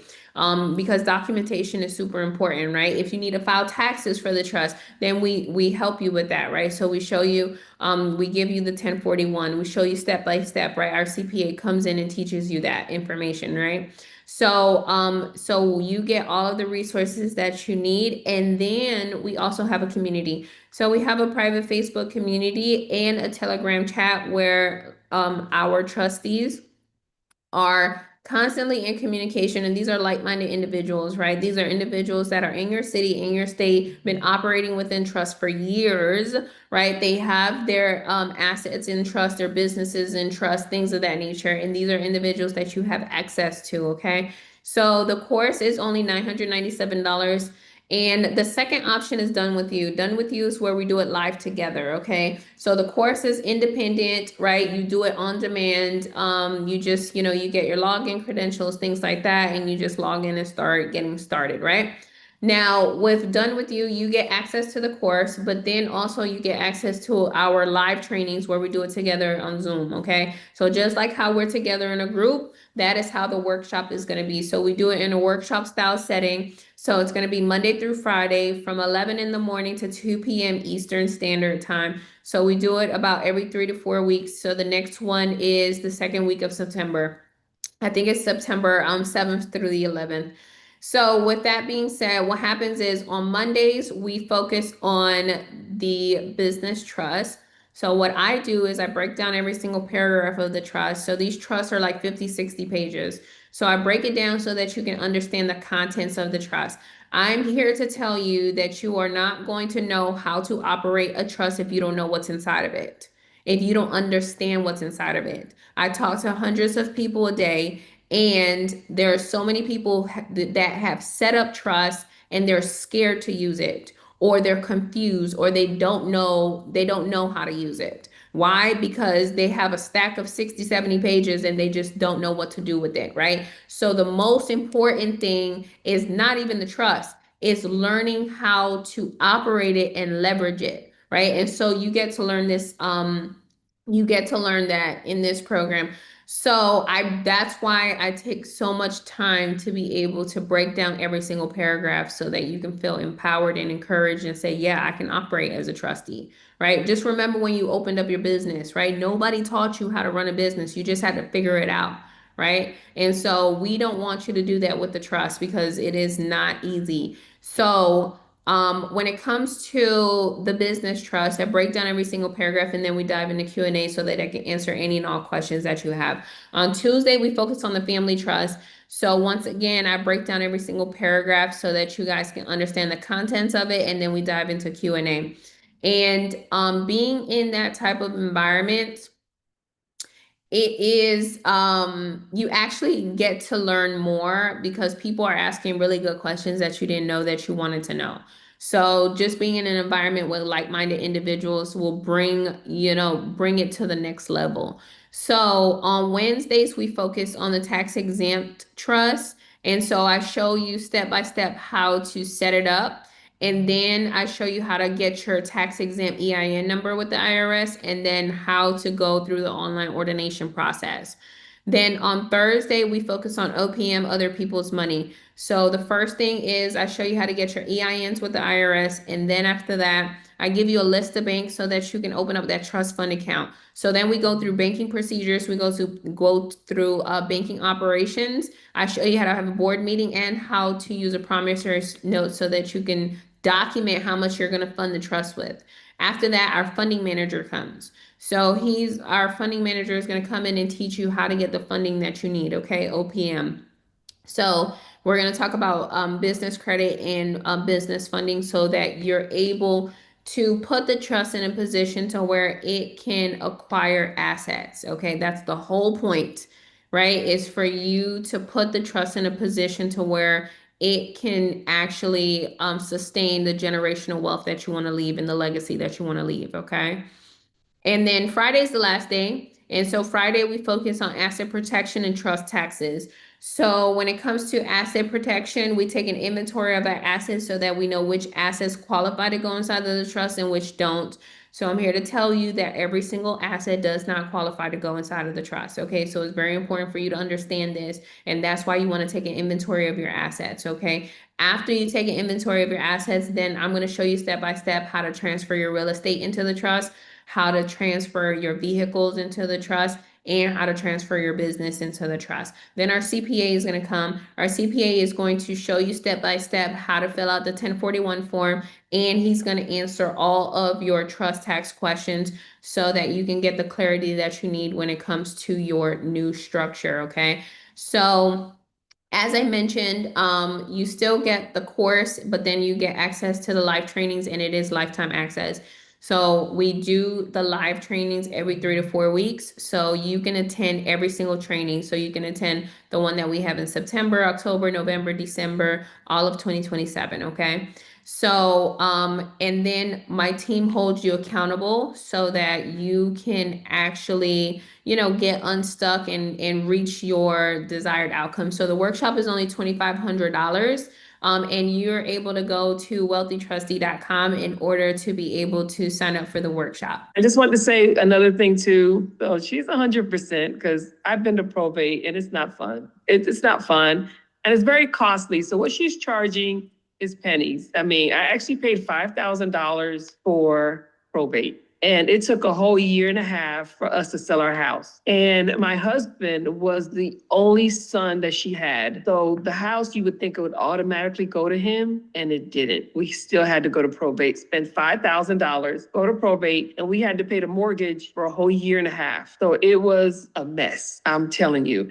And she's only asking, $2,500 for the program? It is just not expensive at all. Trust me. It is a lot of information, so you have to be ready. Listen to the tutorials that she gives you because you could be prepared because it's a lot of information, but she's very thorough. And I appreciate you so, so much. And then I found out my husband, we did this a while ago, about 10 years ago. We spent $7,000 for an attorney, and it was trash. So if you guys are interested, go to wealthytrustee.com. You can also send us an email at info@7waystowealth.com. And you can text us or call us on that number. So what I want to do is I want to show you what a trust looks like. So this is example of one of the templates. So everything that you see in red is what you would be customizing for your organization, your family, your business, your nonprofit, your charity, okay? So as I mentioned, I break down every single paragraph, okay? So the most powerful thing is for you to feel that sense of security to know, yes, I can do this, I can operate as a trustee. And you're only going to feel that way by you being able to retain the information and really understand what's inside of your trust, okay? So the next thing I want to show you is the actual program. So this is the Wealthy Trustee program. So after you're done with the induction, then you'll just know and understand what a trust entity is. So we break down what a trust is, the different parties involved, the different types of trust and the benefits. Then we go into the tax exempt trust so that you can understand and establish that trust and go through the indenture. Then we break down the family trust so that you can understand every section of the trust and the indenture. Then we do the same thing for the business trust. Then we go into tax strategies so that you can understand how to get restructured to where you have a for-profit and a nonprofit within your structure, how to determine distributable net income, and how to avoid tax evasion. Then we go into asset protection, so you can take that inventory of your assets and you can learn how to open up bank accounts, brokerage, and how to transfer real estate, cars, insurance policies, businesses, and how to have board meetings.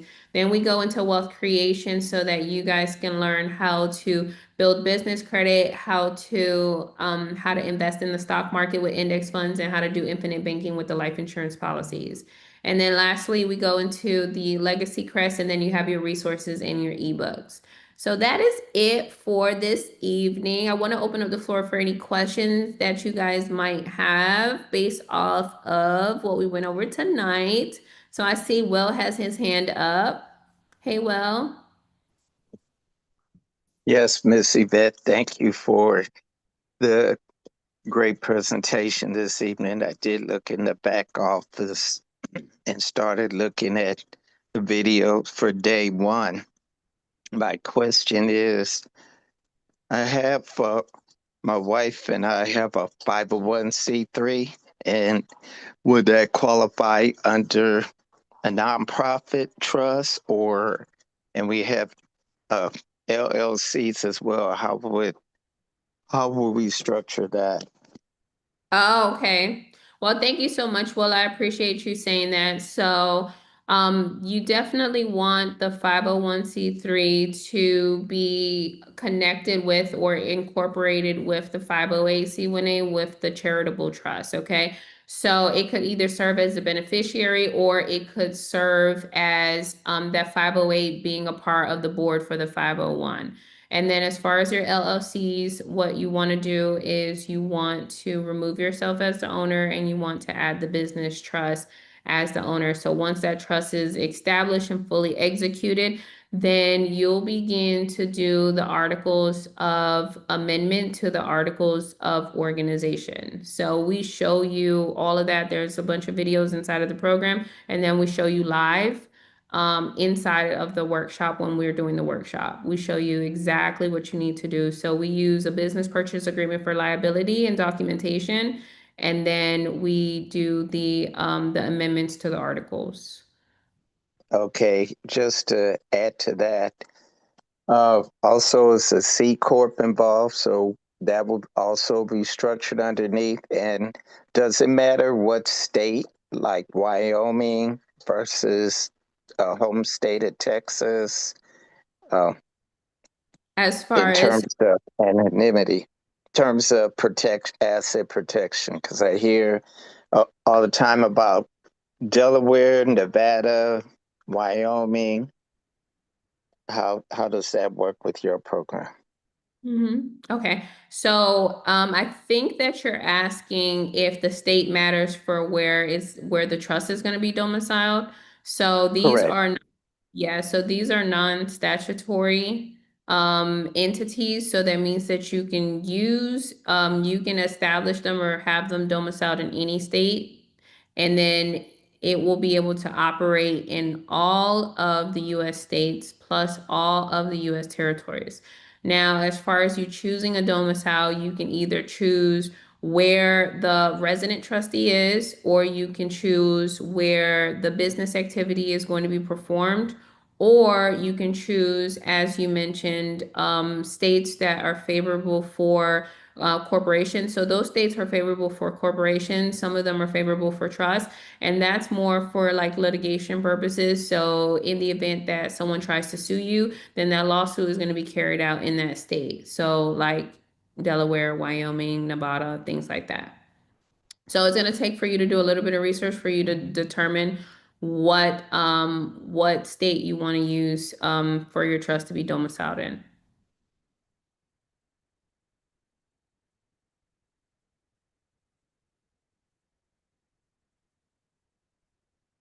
All right.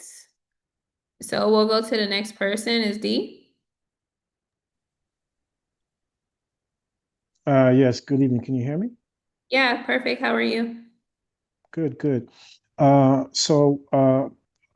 with most people who encounter you, I certainly want to thank you for all the work you do. I don't know if you recall by face, if you can see me, who I am. Um, the government is David, but I go by Daoud. Maybe that might ring a bell. I go back following you as far back, and I hope I can give a little bit of history here without suffering too much time. Um, when you had Ika on board and you were partnered with Gerda, probably about a year ago. And at that time, I was looking to align and tried my best. And then, as they say, life be lifing.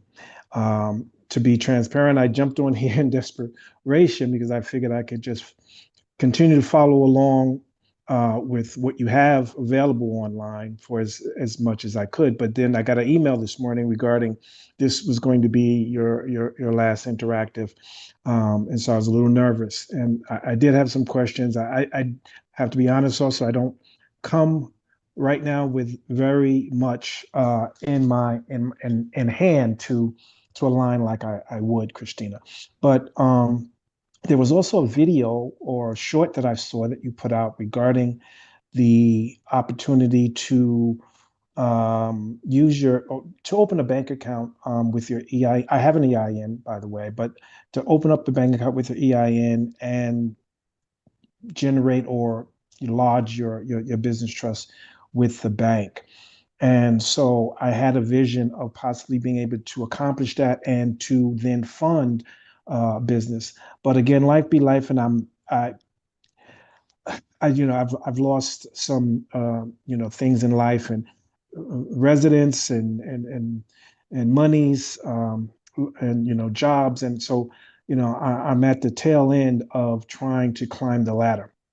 But how much of a structure do you need in order to approach the bank and say, okay, if that's not too much of a question outside of what you offer and how to be a part of the program, but how much does you have to have in ways of a structured trust to approach the bank?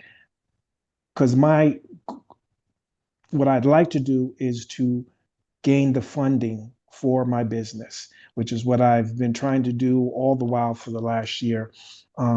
But I took a leap of faith and lost monies trying to accomplish that. So does that make sense, um, or am I Yes, outside? no, it makes sense. So, in order for you to open up a trust fund, you are gonna need a certificate of trust and an EIN number. So these financial institutions, they're not going to open up a trust fund without an EIN. It's very challenging to do so. And then they want you to be able to prove the identity of the trust. So you're going to need a notarized certificate of trust to prove that identity. Some of these financial institutions, they will have you fill out their certificate. So if you don't have a certificate, then choose a financial institution that has one, and then you can execute theirs. So those are two of the things that are required. The third thing is just for you to prove that you're authorized to do so. So only the trustee as well as a treasurer would be able to open up the trust fund account. So you just have to prove, your identity that you're able to do that. And then they'll create a personal profile for the trustee so that you're able to have banking privileges for the trust. So those are mainly the things that are required. Every single financial institution is different. They have their own like policies and procedures. So some might ask for additional paperwork, some might not ask for it. I will tell you to stay away from financial institutions that request your entire trust agreement. So don't ever give your trust agreement to anyone, right? Any third party, including the bank, just to get banking privileges. So stay away from that at all cost. So did that answer your question? It certainly gave me some insight. I'm thinking that the certificate of trust is essentially a one page or one document without knowing, I mean, in lieu of having beneficiaries and all of these things in place, uh, maybe it's only specific to a certain bank, but how structured would that certificate of trust need to be? I mean, if I'm just saying, this is my trust, this is the name, and I'm in operation. I have a business name, I have EIN, and there's some things that I'd like to be in place that again things have fallen out of place in terms of my structure in my business with business email, business address, business bank account, those sorts of things. But I mean, I guess, yeah, that gives me some insight. But I'm thinking if I can approach them and say, hey, here's my certificate of trust, uh, what does that entail in terms of the outside of name and I'm the benefit or I'm the grantor? Um, So, yeah, to so Yeah, so on there, it has a brief summary of what's inside of the actual agreement. So first and foremost, I would tell you that you want to have an executed agreement, you'd like your indenture before you go open up a trust fund account. On the certificate, you're going to have the name of the entity and its establishment date. You're going to have who the grantor is. You're going to have who the trustees are, what the EINs are, and what other relevant provisions that you know that are vital. So, for example, trustee powers, right? Those are relevant provisions, and then it's going to be executed by all of the parties on the certificate. So that's mainly what's on there. And you just want to provide that. That's just a list of instructions that you give to the bank. okay. Uh, is there any, in terms of trying to scale here, is there any consulting available as I move into um, gaining more ground for, a more perfect alignment, if you will? Yeah, so you can always reach out to us. So if you need, so we're very supportive. So I have a team of 8. So we're here to assist and support throughout the whole entire journey. So if you just contact us, right? So email, phone number, you just contact us and we will be able to assist. So it'll go straight to my team and then they'll escalate it to me. Okay, great. So I'll move on from here. If Elizabeth is on the call, shout out to her. She called me today. I appreciate you and your team. All the best. You're a great human being, of course. So we'll speak very soon. Thank you so very much, Christina. Thank you. I appreciate you being here. Thank you, thank you, thank you so much. Yes, shout out to Elizabeth. So she's phenomenal. Adriana's on the call too. Ivy's on the call too. So they are phenomenal and they work so hard behind the scenes to be able to support the entire community. So our community right now is 2,500 trustees strong and it's just constantly growing and we're like a family. So we're just doing life together. So thank Absolutely. you. Grace and peace to all and everybody. Much success in this journey. Thank you so much. Thank you, thank you, thank you. I appreciate you. Thank you. All right, You're next very we have welcome. Michael. Hey, Michael. Hello, Christina. How you doing? I'm well. How are you? I'm doing good, thank you. And just as everyone stated before, thank you for putting this together and the information that you're sharing with us. I've been kind of on a deep dive for the last few weeks and trying to get things together for setting up trust like this for my family as well as my business. So I have a couple of questions around some of the things that you said. I wanted to get some clarification in my research. One of the recommendation is that from one source was setting up a non-grantor spendthrift trust. You spoke a little bit about the spendthrift characteristic earlier in the presentation. Is that something that is official in the actual declaration or type when you set it up, or is that just a category based on whatever selection you choose for the trust? That is a wonderful question. So it's not a category. So it is provisions that are inside of the bylaws.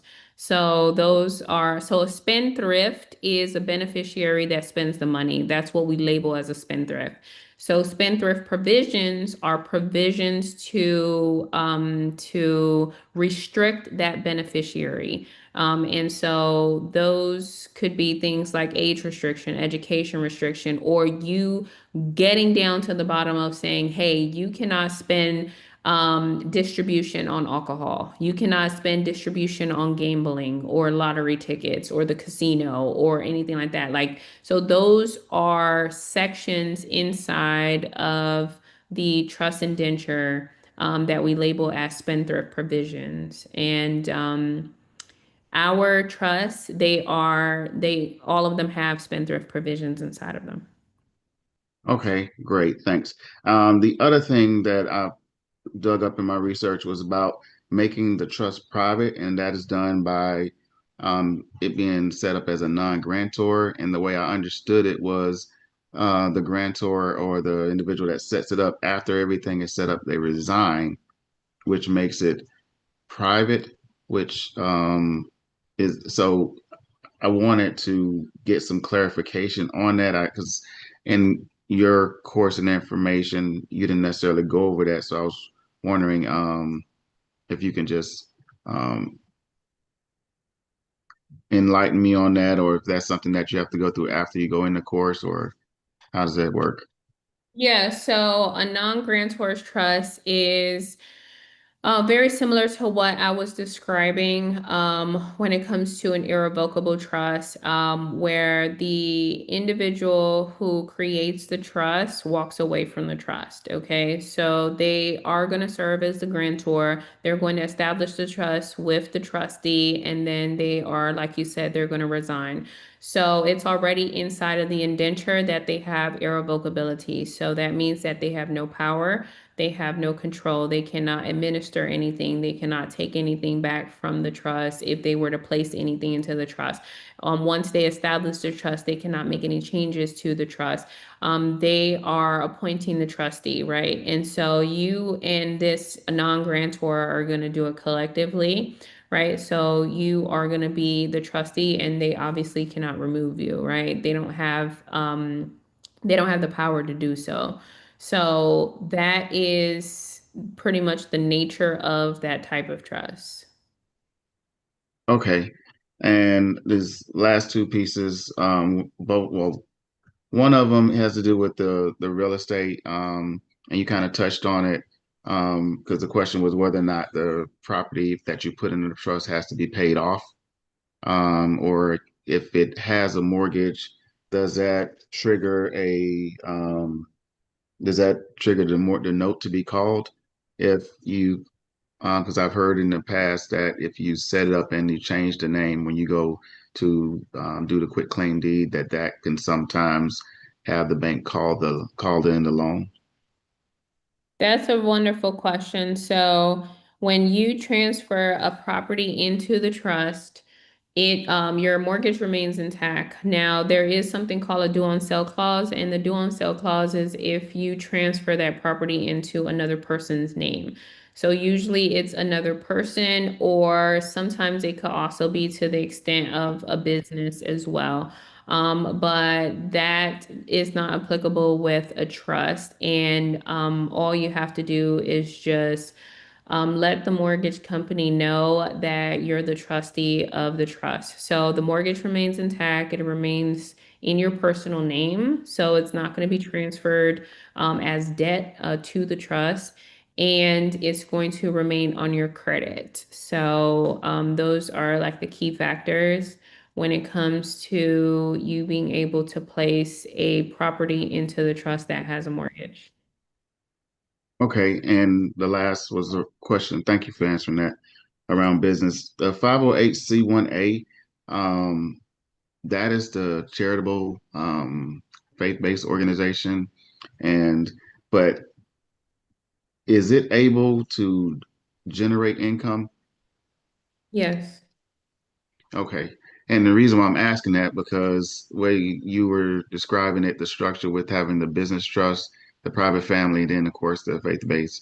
Um, one of the in the research that I found, it was saying that you can set up the 508c1, and that 508c1 can then generate the business. I mean, sorry, generate income, and then of course you can use that income to operate. But with it generating in there, that is non-taxing. You don't have to do a, I guess you don't have to file the income taxes for That's that. not that's not true. That's not true.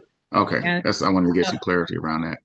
Yeah, so no, that's not true. And that's why we have a CPA as an educator in our program, and our CPA will explain all of this stuff to you. So with the 508, if it generates anything over $5,000, it has to file taxes. Okay, got it. And then if you have a business, like I have a business that's already established, but I want to put it in the trust so that all of the income that I generate from that business, it becomes trust income. Um, is that once you set it up as a business trust, does it give you protections? Does Are you protected for everything in that business from that point going forward? Or like because the business was in my name, or because I was the owner of the business, if I switch the business from the LLC in my name to the business trust, should I change the name, or if I leave it in my name as the owner of the LLC, because I was a previous owner as an LLC, will that kind of defeat the purpose of not me having that privacy that's supposed to happen with the business with the trust? Does that make Yeah, sense?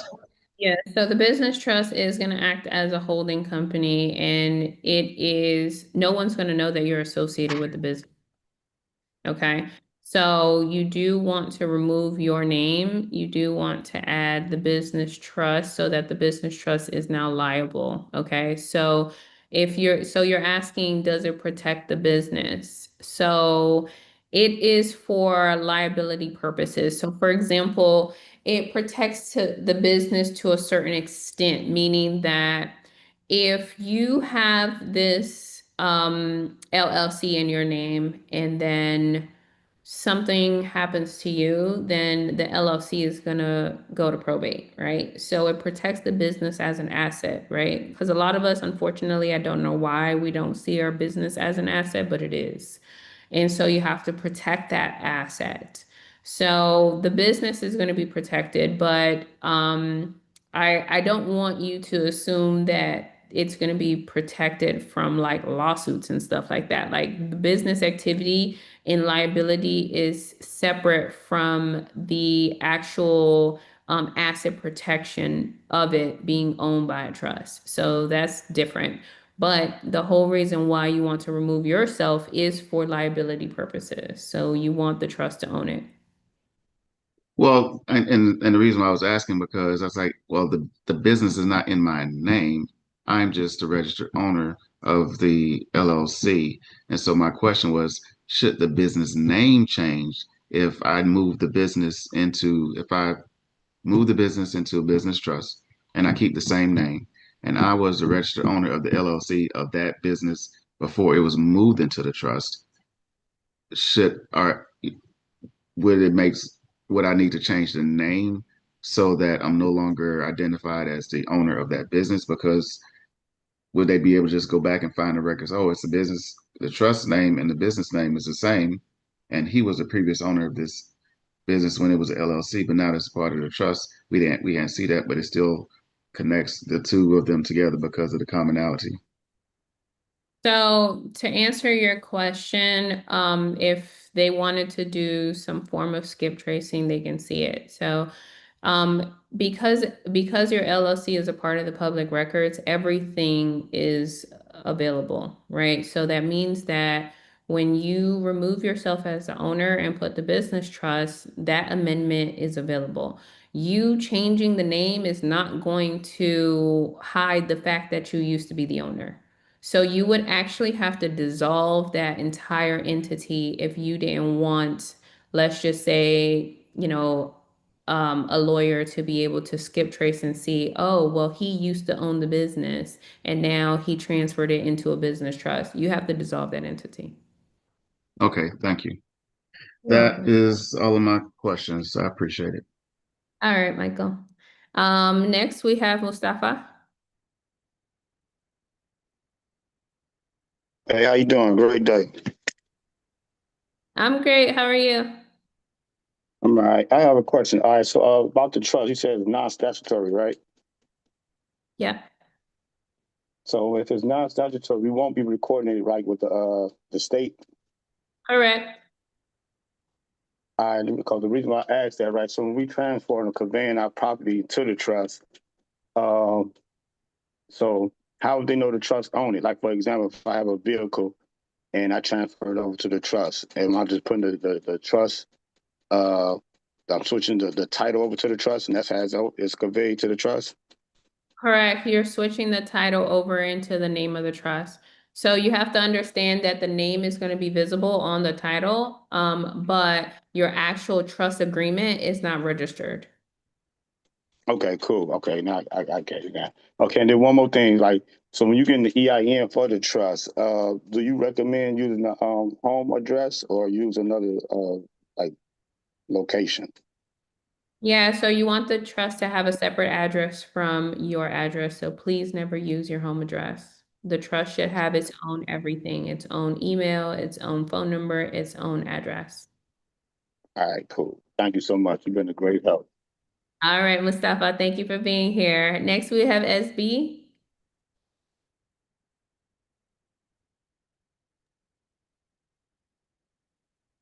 SB, are you still available?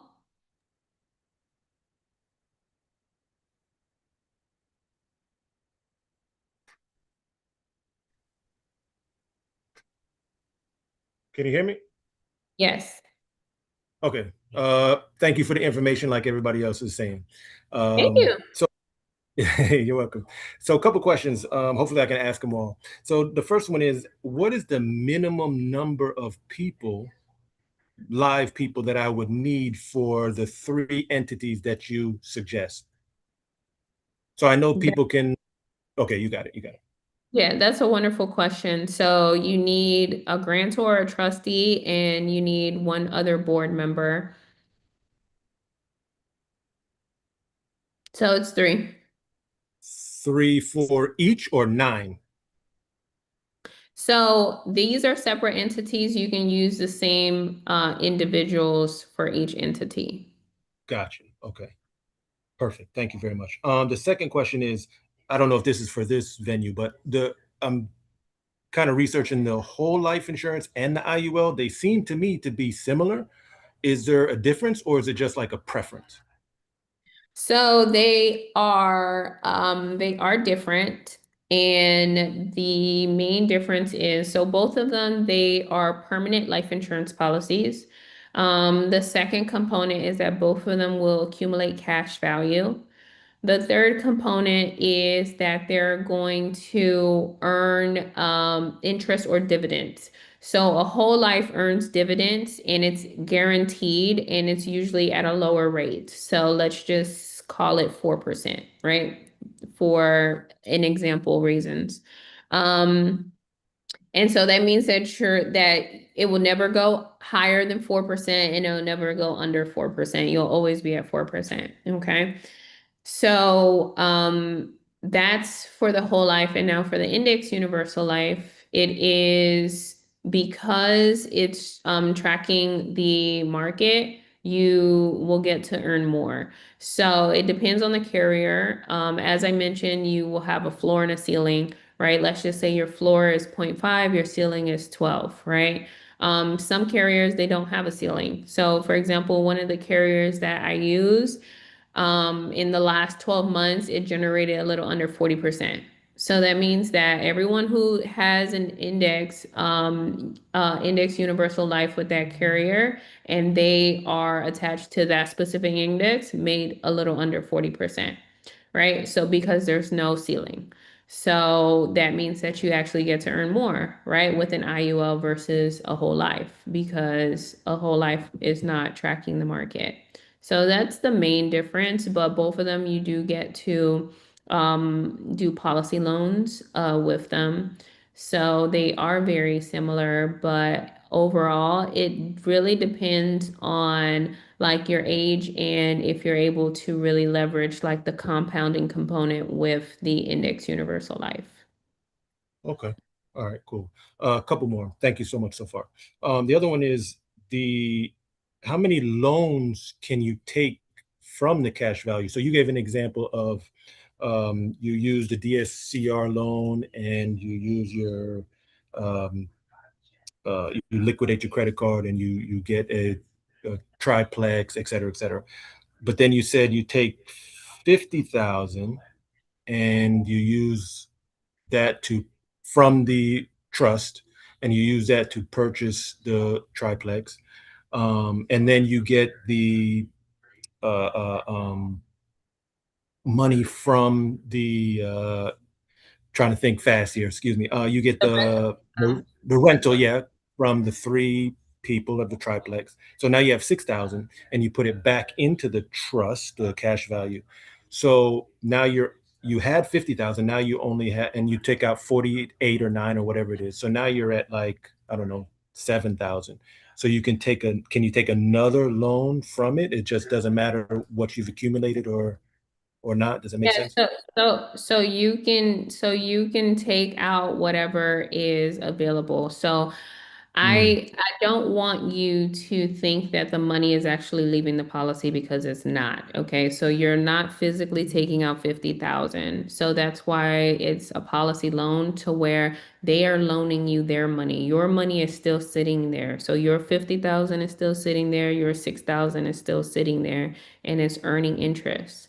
And so because they're using it as collateral, they're saying, hey, SB, you have 50,000 in here, so we'll lend you 49 from our bank account, right? gotcha. So you still have a little bit of cushion in there, but they're not gonna give you another 49 because they already gave you 49, right? Gotcha. They already gave you 49. So whatever is available, right? And the carriers, they'll let you know, right? They'll let you know the maximum. Some carriers are they have a percentage. So they'll say, hey, we'll lend you up to 92% of your cash value. We'll lend you 95, we'll lend you 99, right? So some of them will go up to like 98, 99%. Gotcha. Okay, Yeah, and then the last question. they don't want to lend you everything, because then your policy might collapse. Yeah, yeah. Okay, that makes sense though. Makes sense. Thank you for the clarification. And then the last one was kind of like with the cash value. So if you don't pay it back, it just comes out of the Death benefit, policy, death out of benefit. the death benefit, yeah. If So it's in there and you pass, is it combined with yeah. the death benefit? Yeah. Gotcha. So if you have 50,000 inside of your cash value, and let's just say that your death benefit is 500,000, your family's gonna get paid out 550. Ah, okay, okay. All right. I believe that's all my questions. Thank you so much. Very helpful. Yeah, so if you want to have a consultation about the life insurance policies, then the link is inside of the chat. So you can just click on that link and then we can discuss everything dealing with your personal matters if you're interested in the policies, okay? Yes. Oh, one quick one, real quick. What is your favorite bank that you use? You mentioned them, but I was just wondering what is your favorite bank for? Um, for what? For trust? Yeah, for setting Mm, up. Yeah. I have a lot of favorite banks. So Oh, one of them is Truist.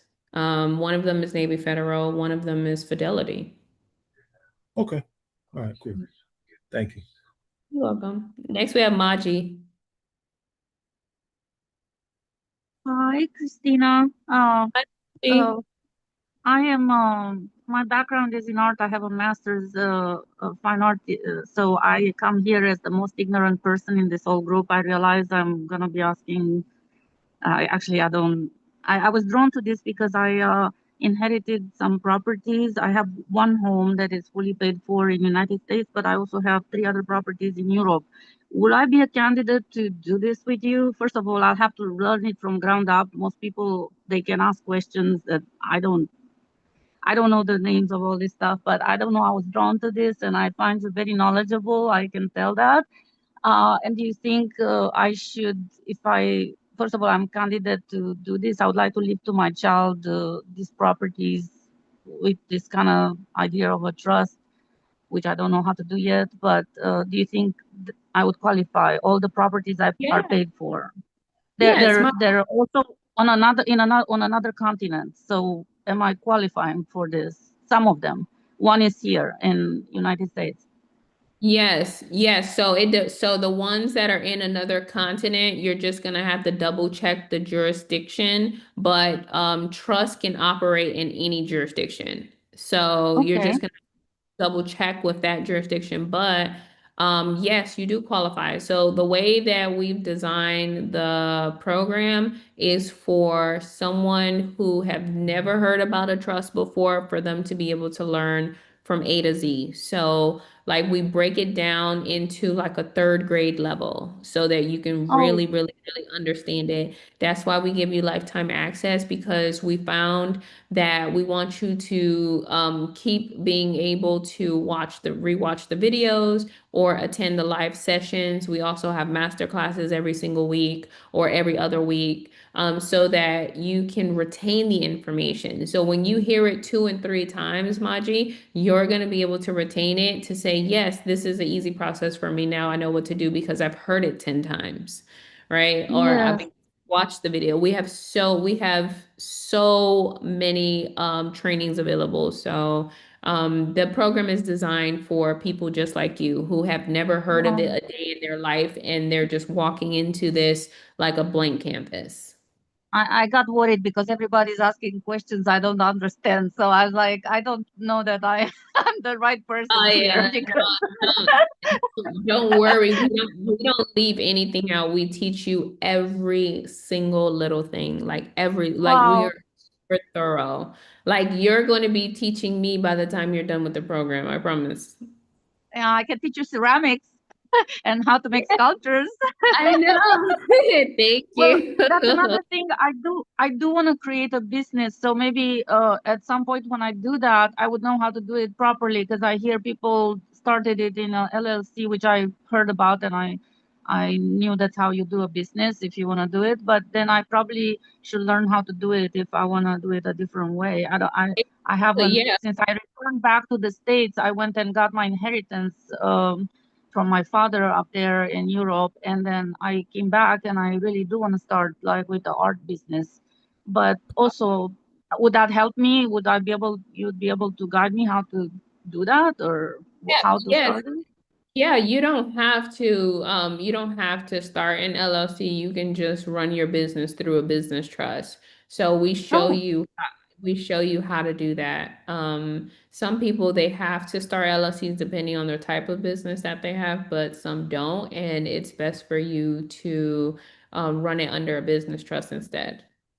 wow, cool. So then I start everything right because, like I said, my house is in my name only.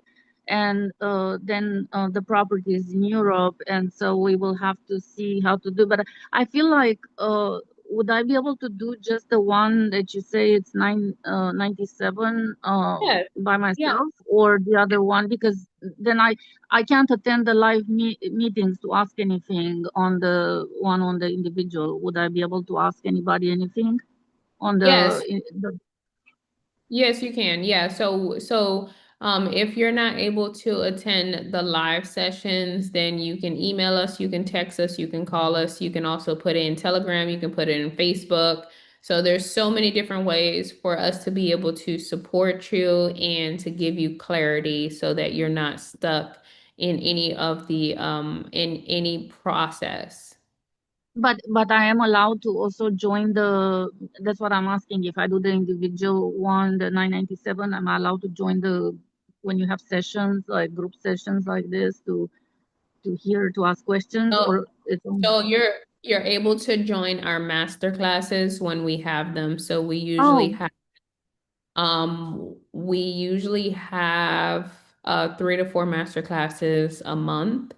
And but you're not able to do the workshop. So the workshop is every 3 weeks, and that one is separate from just the do it yourself. So you would and have to. what is in the workshop? You actually do exercise. I'm not sure what you do like different on the workshop. Like Yeah, you so do. Yeah, so the workshop is where I set up the trust live with you.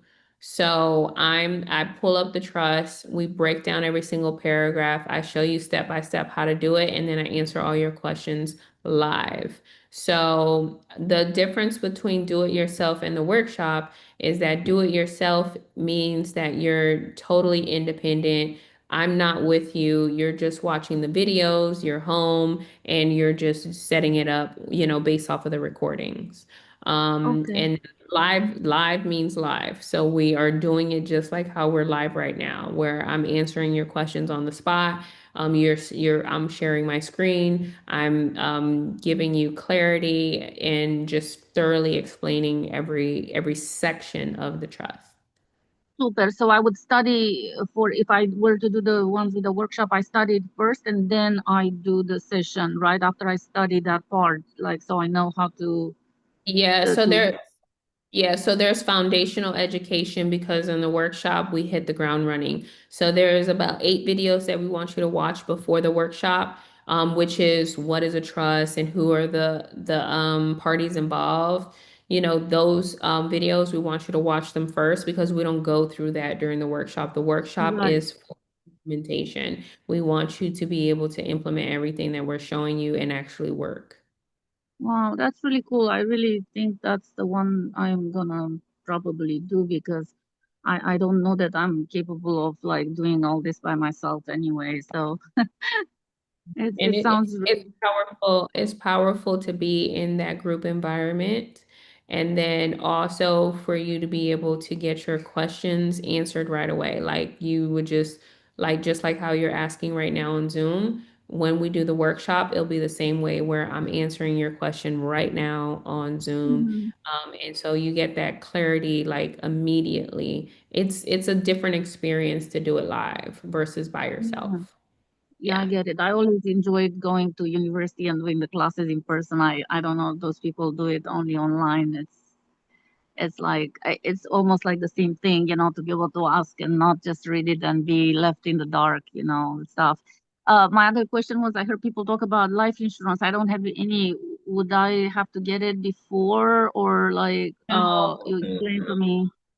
Yeah, so I help people set up the life insurance policies, and the life insurance policies is specifically going to be an asset inside of your trust. And the way that we design it is we design it for low death benefit, high cash value. So that means that the cost of insurance is going to be very low, and your majority of your premium payments is going to go straight into your cash value so that you can use it to build wealth. So I set up the policies for you. And then after you're done setting up your trust, we put those policies into your trust. So it's going to be listed Mhm. as an asset. and the trust is going to be the owner, the payer of those premiums every single month, and the beneficiary. So it's a very unique way that we structure it, and we show you step by step. So we have Okay. educators who come in and teach you about the policies first before we set them up for you, okay? But how much would it cost me a month to do those policies? Just an idea, because I don't know again anything about this. Yeah, so we designed the policy based off of how much you want to flow in a month. Usually what I see is $100 is like the minimum for like an adult. It depends on the age too. But usually that's like around the absolute bottom. And you have to understand that the way that the policy is designed, it's designed to where you want to overfund it. So do you really want to put $100 in there? You might want to put 200 or 300, right? Because majority of that money is going into your cash value and it's earning compound interest. So just think about it like a savings account on steroids. It's just like that, right? Because think about it, right? The money that you have sitting inside of your bank account, is it earning double-digit returns? No, No, but right? I see you mentioned Fidelity. I had some stocks in Fidelity, and It's good. yeah, I sold some when I came back, but that's Yeah, only yeah, my only experience. I don't know if let it's better to invest in stocks instead. but let me tell you the difference though. The difference between Fidelity and the difference between an IUL is that with Fidelity, you can lose money because if the stock market goes down, your portfolio goes down. And I With an did, and I did, and I did. I know my whole portfolio is with Fidelity. I know. So with the IUL, you'll never lose money because if the stock market Wow, goes down, you have a floor. Your floor is, let's just say, is 0.5. You will never lose money. You will never lose not $1, not one penny. wow. It's But you protected. don't make you Your don't money's make very much.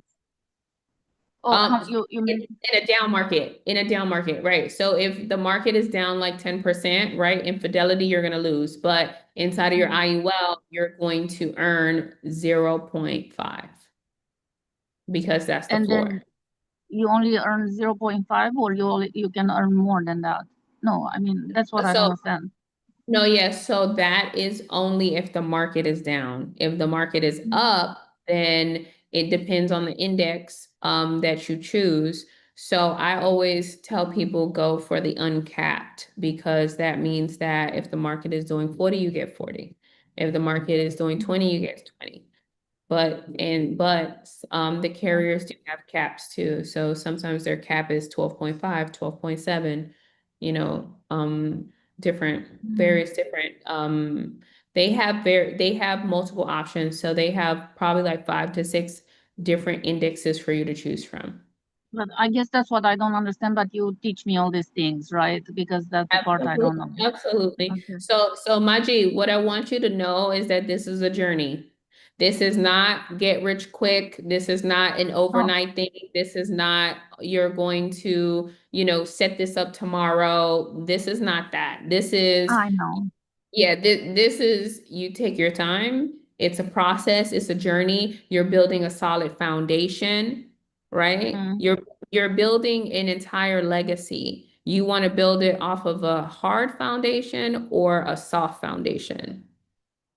Yeah, and I only have one child, which I would like to figure out how to do this. And I don't have except the old mother. So my only problem is I heard I need 3 people, so I don't have a husband. So then who I would have to pick someone outside my family for the third person. Yeah. I don't know. That's a problem, right? Like if I don't have somebody in the family, that will be the third person Yeah, for it the, could be. okay. So it could be a friend, like. It could be a friend. Yeah, it could be a friend. All right. That's the only thing I guess I have to think about. And then the other thing was like if I were to do the one that you help with, you also like do it in installments, or would I have to come up with like the whole amount right up Oh no, front? we have payment plan options available. So yeah, so you can put a deposit The deposit is $200, and then you can create your own installments. So whatever you want to pay, you pay as you go until you're paid off, and then once you paid off, you have full access. Okay, but until then, I get first classes or one class or something if I have installments, or no, I mean in installments I don't get any access until I pay the whole thing. Until you're paid in full. Oh, okay, okay, got it. All right. All right, well, thank you so much, Christina. You're amazing, and I look forward working with you soon. Yes, I'm looking forward to it as well. Thank you for asking those good Thank you. questions, and we're looking forward to welcoming you into the community, okay? Thank you. You're welcome. All right, so we have a few more hands and then we're going to wrap it up for this evening. I see Michael's hand is up.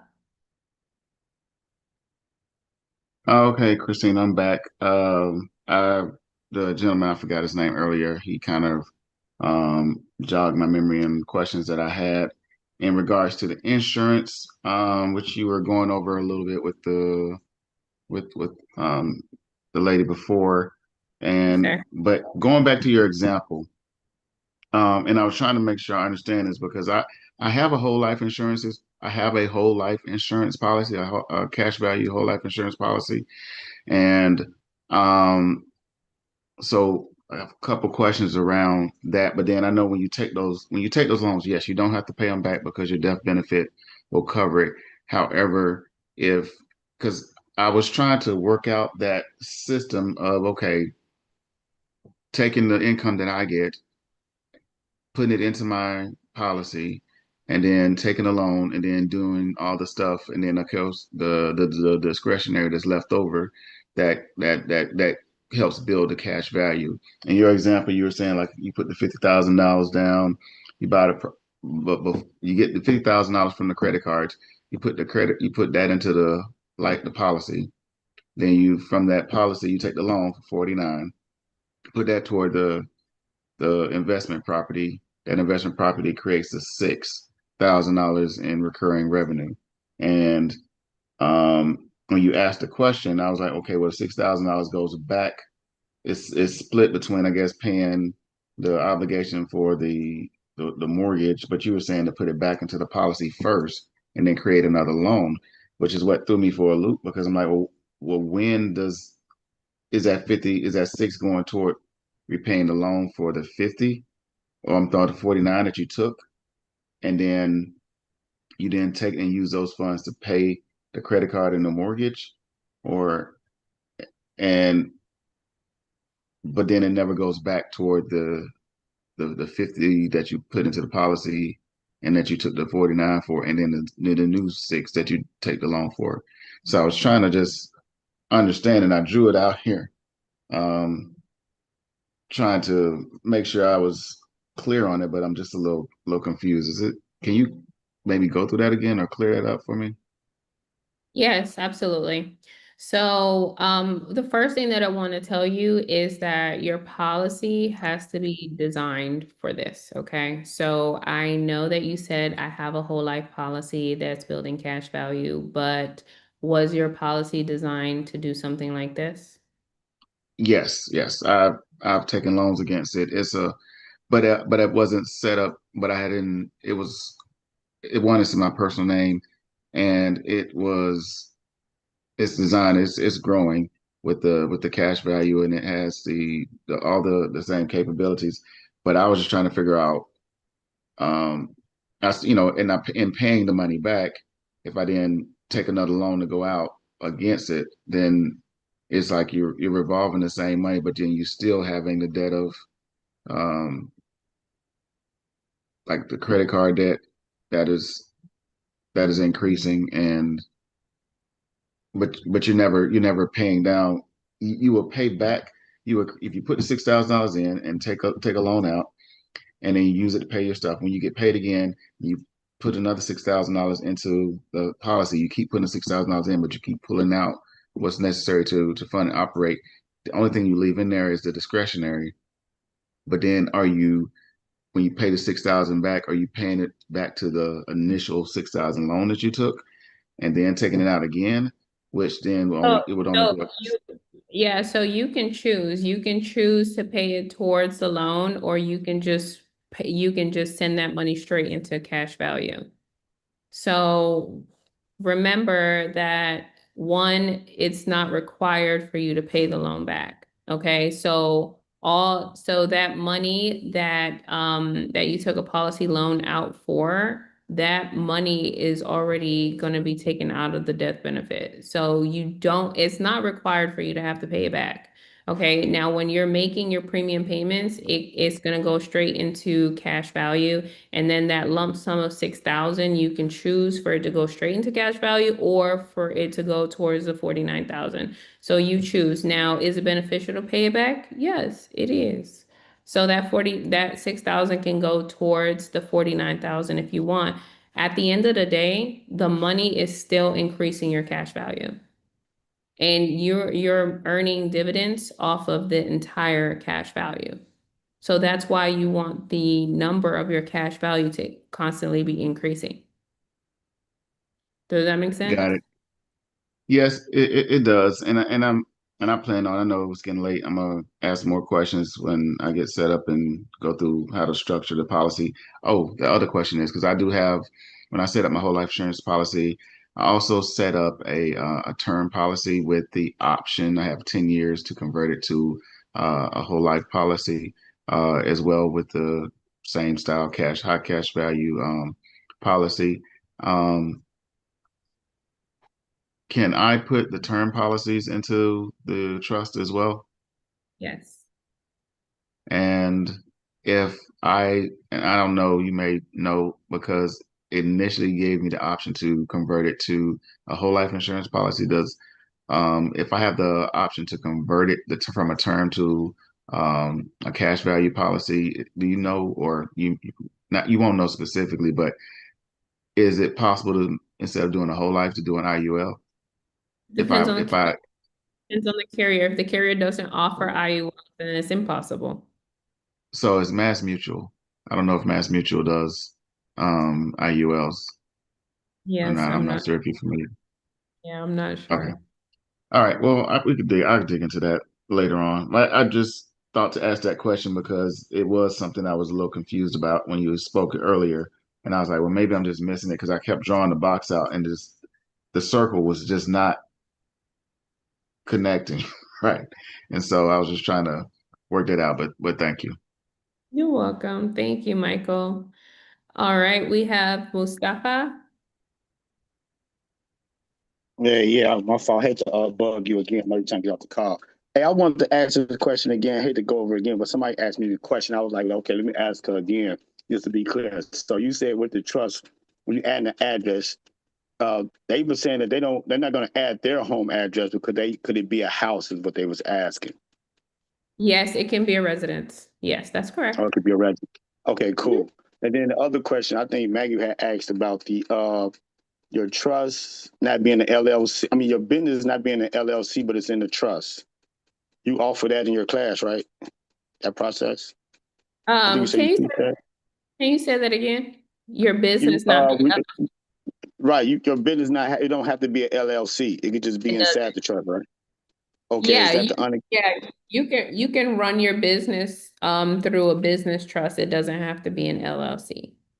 And that okay without the EIN, then right? So that means you won't have an EIN either, right? EINs are optional, so we show you how to get them, but they're not required. Okay. So would that be? Does that mean that it would be tax exempt? No, it doesn't. It doesn't mean that. So it depends on the type of entity. So a business trust is not tax exempt. Okay. Cool. All right. Thank you. That's all I had to ask. You cleared All that right. up for me. All right. Next we have SB. Yeah, back real quick. So the stocks that you pick for the policy, are they you pick them yourself or the ETFs, or they only give you certain ones that you can pick, or how does that work? Oh, that's a great question. So they're index funds. So they're actually indexes. And they're designed by the carrier. So you can do straight S&P, or you can do a combination of S&P mixed with other indexes. Like one of the other indexes that we use is the Japanese index. So that has your emerging markets, like for example, companies like Samsung and Toyota, right? You don't have that available in the United States, but those are multi-billion-dollar companies. And so you can also track those indexes as well. So you get to choose. They give you like a list of 5 or 6 different indexes for you to choose from, and they show you the performance. So they'll give you like a 10-year performance, and usually you just want to choose the best one. Gotcha. Thank you very much. You're welcome.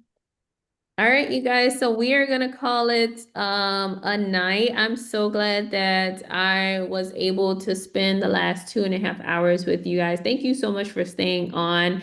So I just want you to take action on the information that I provided tonight, because this could be your new way of doing business, and this could change the trajectory of your life and your children's life and your entire family's life.